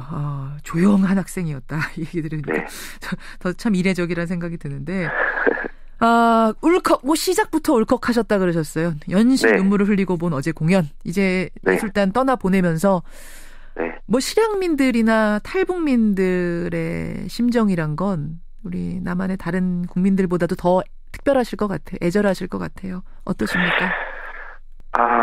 보면서 쉽게 말하면 선후배들이잖아요. 예. 근데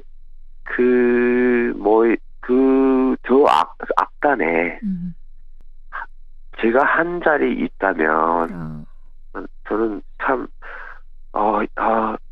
무대에 앉아있으면서 계속 울었어요. 그냥 저기 내가 왜 못 있지? 막 이런 생각들. 근데 그게 무슨 어떤 가고 싶다 이런 뜻이 아니고 함께 하고 싶은 거 있잖아요. 그렇죠. 네. 지금이라도 뛰쳐나가서 부둥켜 안고 싶은 친구들인데 그러지 못하는. 부둥켜 안고 싶고 같이 노래하고 싶고 같이 음악하고 싶고 이런 것들 이런 것들이 저뿐만 아니고 전체 실향민 여러분들이나 또 탈북민 여러분이라고 생각하니까 제가 오늘 물론 그 공연을 객석에서 봤지만 함께 여러분들이 두 손 잡고 노래 부르는 날이 오지 않을까라는 꿈도 한번 꿔봤습니다. 저도 꿔보게 됩니다. 김철웅 교수님이 거기 오케스트라에 한 자리 딱 차지하고 앉아서 같이 함께 노래하는 연주하는 그 모습 저도 꿈꿔보고요. 듣고 나니까 전체 녹화 중계를 얼른 보고 싶은 마음도 들고 그러네요. 네. 추억 잘 다스리시고 마음 좀 잘 다스리시고요. 네. 오늘 한 잠도 못 잤습니다. 한 잠도 못 잤어요. 얼른 좀 오늘 주무십시오.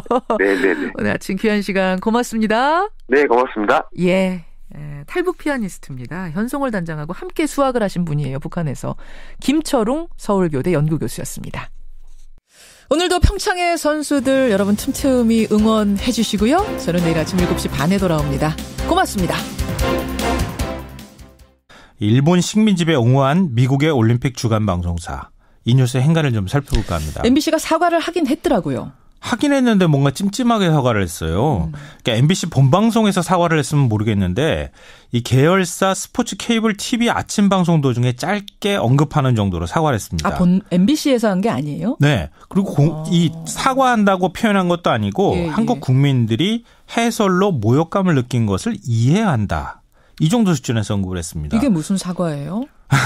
우리가 사과로 느끼고 싶은 거 아닙니까? 이 정도 수준. 그렇죠. 이해한다라는 말이 되게 웃기죠. 사과가 맞나요? 사과라고 하는 영문 표현이 딱 들어가면 더 좋았을 텐데 그렇지 않았고요.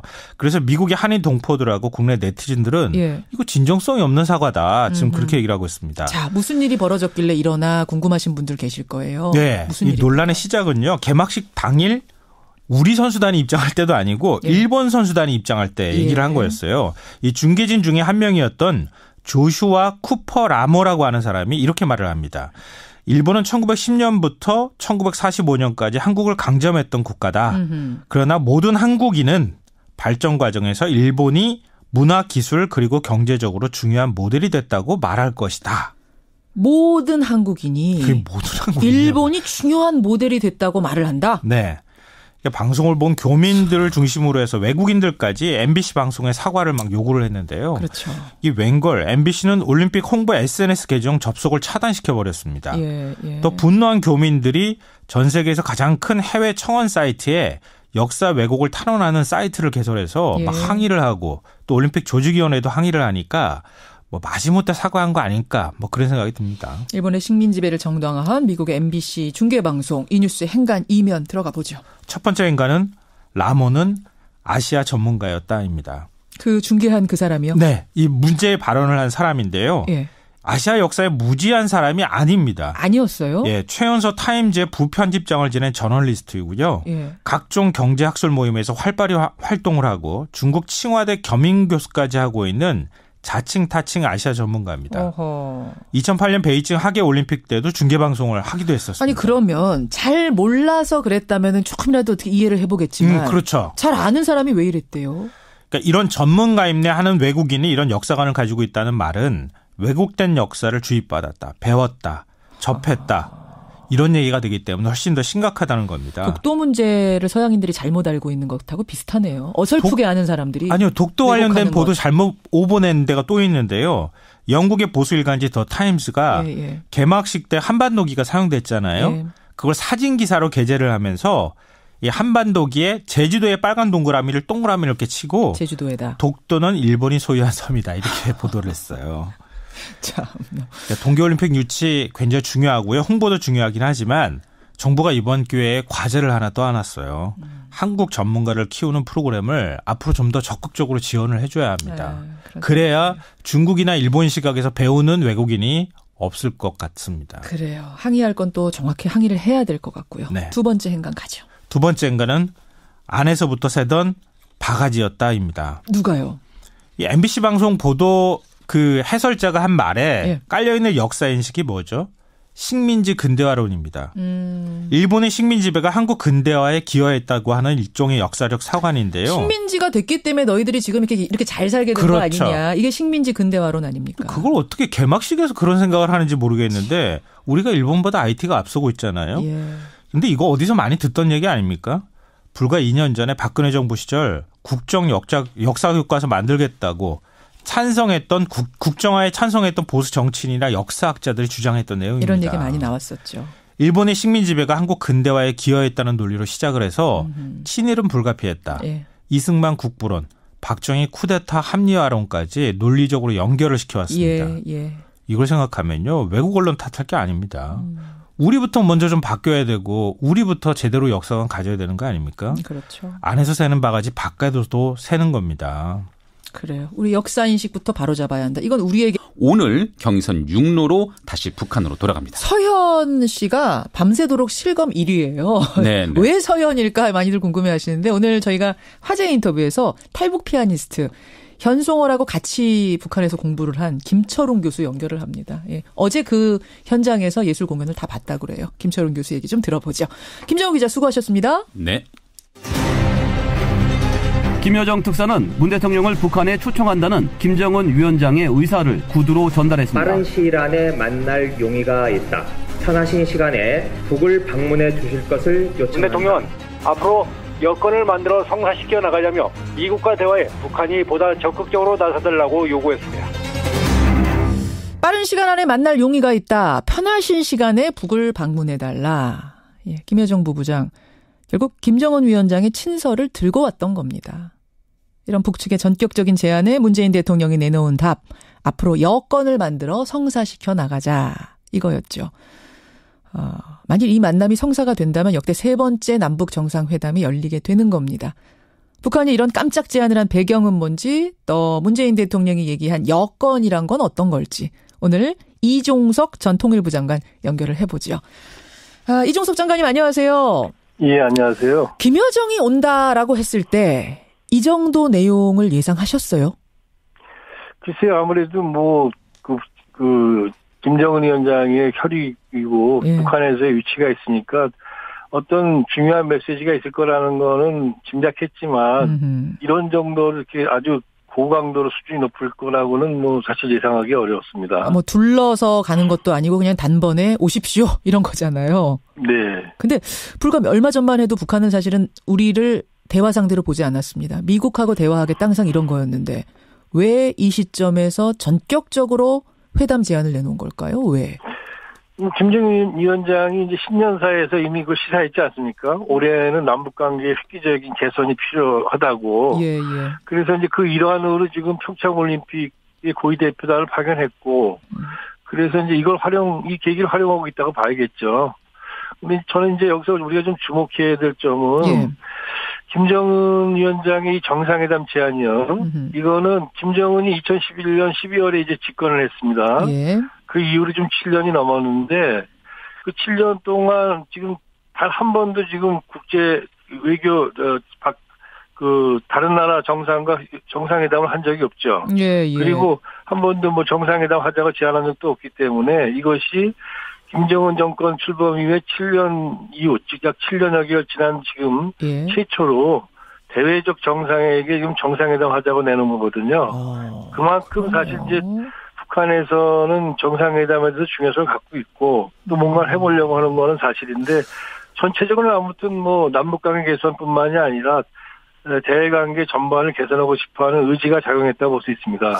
다만 이제 핵 문제가 걸려 있기 때문에 이걸 어떻게 이제 좀 정리가느냐 이게 좀 어려운 문제겠죠. 저는 그동안 우리가 몰라서 그렇지 그래도 우방 국가들 뭐 친한 그 사회주의권 국가들하고는 정상회담 한 것처럼 생각을 해왔었는데 그러고 보니까 없네요. 예, 없을 뿐만이 아니라 우리가 만약에 특사를 파견한다 하더라도 아마 긴 시간 동안 김정은 위원장하고 여러 얘기를 한 사람도 없었기 때문에 처음일 겁니다. 그런 내용 있는 그런 북한 지도자 김정은과의 어떤 대화도 그동안 중국이나 러시아에서 가끔씩 가서 김정은 위원장을 만났지만 그렇죠. 접견 정도 이상의 의미를 갖는 긴 어떤 회담 같은 걸 해본 적도 없었어요. 없고 정상회담도 없고 따라서 이번에 정말 남북 정상회담이 이뤄지면 이거는 상당한 의미를 가진 거고 초청 자체도 상당한 의미다 이런 말씀. 네네. 의지는 확인을 했습니다. 북한의 의지는. 이제 우리인데요. 문재인 대통령이 이렇게 화답을 했죠. 앞으로 여건을 만들어서 성사시켜 나가자. 이거 어떻게 해석해야 됩니까? 여건을 만들어 성사시켜 나가자. 뭐 아시는 것처럼 지금 여건이라는 것 자체가 만약에 뭐 이제 북한에서도 지금 문 대통령 초청을 하면서 날짜 일정을 갖다가 이렇게 명시하지 않지 않았습니까? 예. 알기 때문에 그렇게 얘기했다고 봐야겠죠. 그렇군요. 가을에서 봄 사이 정도, 빨라야 가을 정도 될 거다. 그럼 일단 우리가 특사를 보내야 하는데 특사는 뭐 누가 적합하겠습니까? 언뜻 떠오르는 인물 있으세요? 아니 뭐 특사는 뭐 기준이 명확하다고 봅니다. 이번에는 기본적으로 대통령이 신뢰하는 그런 사람들이니까 고위공직자 중에서 가야겠죠. 대통령이 신뢰하는 분으로. 근데 문제는 이번에 가서는 남북관계, 그다음에 북한 핵 문제를 갖고도 지금 제가 볼 때 이 정도면은 김정은 위원장하고 여러 가지 얘기를 할 수 있다고 봅니다. 그 점에서 남북관계 북핵 문제에 아주 정통한 사람이 가야 되겠죠. 설득력이 있고. 그렇죠. 뭐 그런 분이 이 정부 안에 저는 있을 거라고 봅니다. 북한도 신뢰하고 문 대통령도 신뢰하고. 누구 떠오르세요? 전문성을 갖고 있어야 됩니다. 전문성도 그러니까, 있고. 북핵 문제를 갖고 김정은 위원장을 설득할 만한 식견과 또 이런 것도 있어야 되고요. 뭐 인물로 언뜻 떠오르는 분은 없으시고요. 뭐 인물이야 뭐 다들 웬만큼 있다고 생각하지 않겠습니까? 저도 그렇게 생각합니다. 알겠습니다. 이번에 그 펜스 부통령 왜 그렇게까지 싸늘했을까요? 뭐 리셉션 왔다가 5분 만에 가고 북한 쪽 쳐다도 안 보고 눈길 한번 안 왜 이 정도까지 했을까요? 이게 아주 쪼잔한 거죠. 그야말로 대국으로서는 대국이 그렇게 유치찬란하게 그래서는 안 되는 거 아닙니까? 그건 약소국이 그 멍리를 부릴 때 하는 일이지 대국이 어떻게 그렇게 여유 없이 그러겠습니까? 그건 뭐 제가 볼 때는 설명하기 어렵네요. 저도 뭐라고 왜 그런지라고 표현하기 어렵네요. 멘탈이 문제가 있다고 생각합니다. 그리고 또 이게 지금 올림픽 보러 온 거잖아요. 정치적으로 온 게 아니라 올림픽 보러 왔으면 같이 박수 치고 뭐 악수할 때 하고 좀 이렇게 쿨하게 갈 수도 있었을 텐데. 아니 올림픽이라는 대의가 평화고 그다음에 축제의 장인데 거기서 그걸 무슨 뭐 북한 사람하고 악수했다 해가지고 무슨 제재가 완화됩니까? 그러니까. 아니지 않습니까? 압박이 완화됩니까? 그걸 못하고 더욱이 본인들이 그랬잖아요. 북한이 저렇게 나오는 거는 자기들이 압박과 제재를 최대한 해서 그런 거다. 그렇다고 더 나오게 해야 되지. 그걸 갖다가 싫어하는 표정을 짓는 거는 그건 이상한 거 아닙니까? 그러니까 남의 잔치집에 와서 좀 사실은 저도 그 부분이 좀 불편했고 또 하나는 이종석 전 장관도 그 김여정 부부장 이 가까이에서 오래 보신 건 처음이실 거 아니에요. 어떠셨어요? 태도라든지 뭐 행동, 발언이라든지. 글쎄요, 상당히 절제돼 있고 그다음에 뭐 준비가 많이 돼 있다고 생각이 들었고요. 그래서 어쨌든 간에 북한 김여정이나 북한 대표단이 이번에 와서 보여준 거는 또 북한 전체적으로 여러 대표단이 와서 보여준 거는 상당히 그 국제적인 스탠다드에 맞춰가려고 하는 그런 모습이랄까요? 그런 것들을 보여준 것 같습니다. 우리 그렇게 고립되지 않았다. 뭐 이런 걸 좀 대외적으로 보여주고 싶은 이런 마음도 있었던 거죠. 고립되지 않았다기보다는 자기들도 국제적 스탠다드와 그런 상식적인 판단 속에 산다라는 거를 좀 보여주고 싶어했고 또 김여정은 뭐 그거 이전에 상당한 능력이 있는 또 나름대로 절제력이 있는 그런 이제 지도자로서의 잠재력이 있는 거 아닌가 그런 판단을 해봤습니다. 여기까지 말씀 듣겠습니다. 이종석 장관님 고맙습니다. 네. 이종석 전 통일부 장관이었습니다.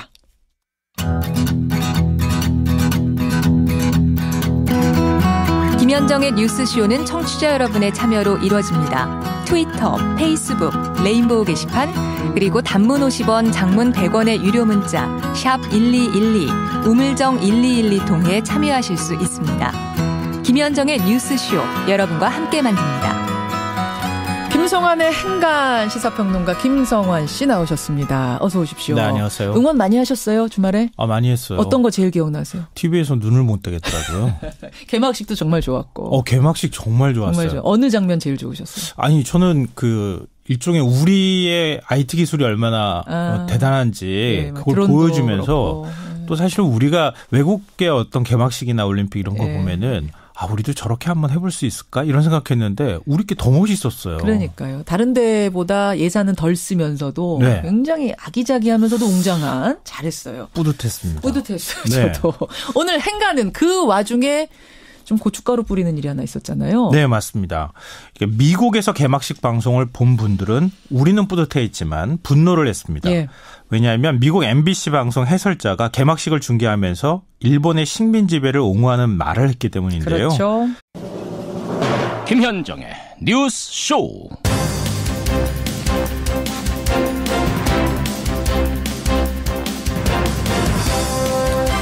애청자 여러분 안녕하십니까.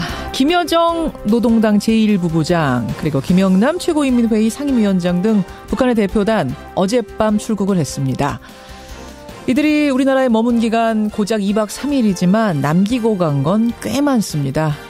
김여정 부부장은 자신이 특사라고 밝히면서 김정은 위원장의 친서와 함께 문재인 대통령의 방북을 요청했죠.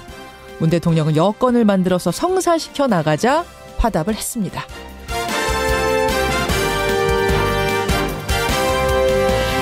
이제 공은 다시 우리에게 넘어왔습니다. 남북 정상회담, 나아가서 북미 회담, 더 나아가서 한반도 평화 정착까지 넘어야 할 고비가 참 많습니다.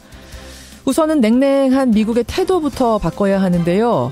이제야말로 우리가 강조해왔던 한반도 운전자 역할을 할 기회가 주어진 겁니다. 운전대를 꽉 잡고 신중하지만 유연하게 최종 목표를 향해 달려가야 할 겁니다. 그리고 꼭 기억할 건 그 운전대는 국민 모두가 한마음이 돼서 잡아야 한다는 사실. 평화는 우리 모두의 것이니까요. 월요일 아침 김현정의 뉴스쇼 출발합니다.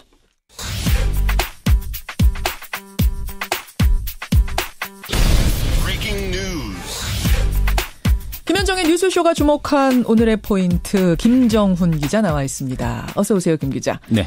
첫 번째 포인트는 산불 소식부터 전해야겠네요. 네, 삼척 산불에 긴급 대피령까지 내려졌는데요. 밤사이에 큰 불이 났어요. 네, 산불이 난 곳은 강원도 삼척시 황조리의 한 야산입니다. 동계올림픽이 열리는 평창과 강릉에서는 조금 떨어진 곳이긴 하고요. 어젯밤 9시 반쯤 번지기 시작한 불인데 건조특보 그리고 강풍특보 속에서 능선을 타고 주택가까지 빠르게 내려왔습니다. 그러니까 삼청시가 재난 안내 문자까지 발송을 했고요. 인근 주민 50여 명이 긴급 대피를 했는데 뜬 눈으로 밤을 새울 수밖에 없었죠. 소방 인력 200여 명이 투입됐고요. 근데 아직 불길은 완전히 잡지 못했습니다. 이에 따라서 소방당국은 날이 밝으면서 소방 헬기까지 띄우기로 했다고 하네요. 아무쪼록 큰 피해가 없기를 완전히 진화될 때까지 방심해서는 안 되겠고요. 여러분 오늘 화재 조심하셔야 됩니다. 계속 건조한 날씨가 이어집니다. 다음 포인트 가죠. 네, 남북 단일팀. 게임은 지금부터입니다. 남북 여자 아이스하키 단일팀. 그제 스위스와의 1차전에서는 0대8로 사실 완패했어요. 그러니까 부랴부랴 단일팀이 꾸려진 뒤에 몸풀기 차원이었다 이렇게 보면 되지 않을까요? 몸풀기 경기? 네. 오늘은 스웨덴과 조별리그 2차전을 치르거든요. 근데 스웨덴이 세계 랭킹 5위입니다. 스위스보다 우위에 있고요. 앞선 1차전에서는 일본을 상대로 2대1 승리를 거두기도 했습니다. 하지만 우리 선수들 위축될 필요가 없죠. 평소의 기량 위에 남북 간 시너지까지 발휘한다면 충분히 승산이 있습니다. 그 스위스에 패한 뒤에요. 대표팀 주장 박종화 선수가 그러더라고요. 많은 국민들 앞에서 하는 경기라서 긴장이 됐다. 사실 평소에는 관객석이 텅텅 비잖아요. 아이스하키 그렇죠. 비인기 종목이니까. 많은 분들이 응원하니까 좀 부담이 됐다 그러더라고요. 부담이 큰 거 사실입니다. 하지만 국민들이 더 기대하는 거는 승리보다는 화합하는 모습이겠죠. 그 뜻을 살린다면 선전도 가능할 것 같고요. 어쨌든 오늘 여자 아이스하키 단일팀 2차전 밤 9시에 시작이 됩니다. 이 외에도요. 행정착오로 출전권이 사라졌다가 다시 기회를 잡은 노선영 선수. 그 노 선수가 출전하는 스피드스케이팅 여자 1500m 경기도 오늘 예정이 되어 있습니다. 최재우 선수의 스키 남자 모골 2차 예선전도 있습니다. 그래요. 올림픽 열기가 슬슬 달아오르는 가운데 예, 국민들의 관심을 증폭시키는 공연도 있었죠. 네, 북한 예술단이 8일 강릉에 이어서 어제 서울 국립극장에서도 정말 그 화려한 무대를 펼쳤거든요. 예. 삼전 관현악단의 두 번째 공연이었는데요. 문재인 대통령 내외 그리고 북한의 김영남 최고인민회의 상임위원장, 김정은 위원장의 동생 김여정이 자리를 함께했습니다.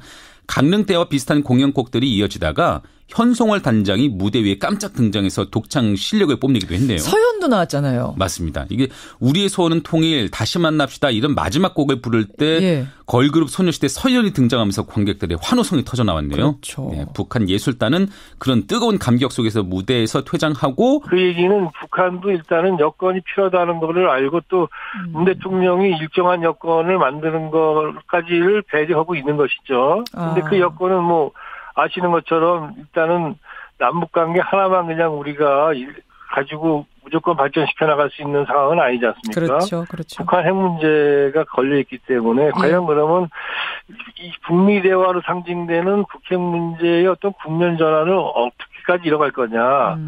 이것이 이제 중요한 여건이 되겠죠. 바로 그겁니다. 우리가 미국을 고려하지 않을 수가 없어요. 동맹국 미국을 고려하지 않을 수가 없는데 이번에도 펜스 부통령 북측 인사들한테 눈길 한 번을 안 줬습니다. 거의 뭐 투명인간 취급을 하더라고요. 또 백악관에서도 남북관계 개선이 북핵 해결과 별개로 진전될 수 없다. 이런 입장을 분명히 밝혔고 비핵화 선언 없이는 대화 없다라는 게 줄곧 지금까지 입장이었고 이런 상황에서 과연 미국이 남북정상회담 그래 오케이 해라 이렇게 할까요? 뭐 그거는 일단은 남북관계나 남북대화라는 거는 명분이 있지 않습니까? 그러나 우리는 남북대화를 단순히 대화만이 아니라 그걸 통해서 이제 남북 간의 실질적인 관계 개선과 그다음에 평화를 이루고 공동 번영을 이루려면 어쨌든 간에 미국과 일정하게 얘기를 해야 되고 특히 북핵 문제 일정한 진전이 있어야 되지만 그럼 모든 걸 다 미국 눈치 보고 할 필요는 없는 겁니다. 다만 이제 기본적으로 우리가 이 국면에서 정상회담까지 가고 그러기 위해서는 북한이 추가적인 핵실험이나 또 ICBM급 그런 미사일 발사, 요거는 중단을 지속할 수 있도록 그렇게 이제 우리가 계속 이제 설득해 나가고 그럴 필요가 있겠죠. 그 정도를 반면에, 북한한테는 요구하고. 반면에 미국한테는 미국이 지금 북한에 대한 공세적인 태도를 지금 강하게 갖고 있지 않습니까? 그렇죠. 이걸 갖다가 대화 가능한 분위기를 유도해 나가야 되죠. 근데 만약에 북한이 추가적인 그러한 그 도발을 하지 않는다면 미국도 대화 분위기 무조건 대화를 갖다가 자꾸 기피할 수는 없는 거 아니겠습니까? 그렇죠. 그런 점에서 분위기를 만들어야 되고 이건 또 우리 혼자만 갖고는 안 되죠. 중국도 좀 노력을 해야 되고 여러 나라 같이 노력을 해서 일정한 수준만 만들면 그걸 통해서 또 남북 대화나 정상회담이 또 북핵 문제를 역으로 진전시킬 수 있는 그런 또 이제 가능성들을 만들어 가는 거죠. 정세현 전 장관이 금요일 날 출연하셨어요. 정세현 전 장관은 그러시더라고요. 일단 우리 거래할 때 장사할 때도 일단은 비싼 값 불러놓고 그러고 조금씩 깎지 않느냐. 미국도 진짜로 비핵화 선언 없인 대화 안 된다. 속마음이 100% 그런 건 아닐 거다. 일단은 불러놓고 그쪽에서 열심히 뭔가 노력하는 모습을 보이면 움직일 수 있다. 마음을 움직일 것이다. 역시 이종석 장관도 비슷하게 보시는 겁니까? 그게 이제 그 얘기는 이렇게 봐야겠죠. 그러니까 우리가 어떤 큰 목표를, 하나의 목표를 향해서 가는 데에 큰 과제를 갖다가 처음부터 성취하려고 그러지 말고, 예컨대 북한 입장에서는 자신들이 비핵화 의지가 있다는 것, 또는 어떤 조건 아래서 우린 비핵화 협상할 용의가 있다든가, 이런 정도의 얘기만 김정은한테 끌어낸다 하더라도, 그러면 이제 미국에게 또 거기에 대해서 조금 더 좀 유연한 입장을 갖다가 끌어낼 수 있지 않습니까? 미국으로서도. 당신들도 좀 한 발 물러서라. 서로 조정. 그야말로 운전자 역할. 가야 되는 건지 한 큐에 해결할 수 있는 길은 없으니까. 그래요. 조금씩 앞으로 갈 수 있게끔 만들어 가자는 얘기죠. 알겠습니다. 자, 이제 긍정적으로 좀 보죠. 된다. 남북정상회담 어떻게든지 할 수 있다라고 친다면, 그러면 시기적으로는 언제쯤이 유력하다고 보세요? 글쎄요, 지금 아무래도 여러 가지 판단해 보면 준비도 해야 되고 또 실제로 또 북한과 실제로 이제 특사가 파견되거나 이렇게 됐을 때 북핵 문제와 관련해서도 여러 가지 논의가 있고 의견 조율이 있어야 되지 않겠습니까? 그렇게 본다면은 글쎄요, 올 가을부터 내년 봄 사이 이 정도면은 바람직하지 않을까 이렇게 생각을 합니다. 사실은 가깝게는 6.15도 저는 떠오르고 광복절도 떠오르고 하는데 그건 좀 이른가요? 정상회담은 문 대통령도 말씀하시지 않았습니까? 여건을 만들어 가면서라고 표현했죠. 예. 당장 하고 싶지만 당장 될 수 있는 건 아니기 때문에 일정한 여건이 필요하고 아마 북한 김정은도 그러기 때문에 편리할 때 오시라. 1인 시기에 왔으면 좋겠지만 편리할 때 오시라고 표현한 것도 우리의 그런 입장을 어느 정도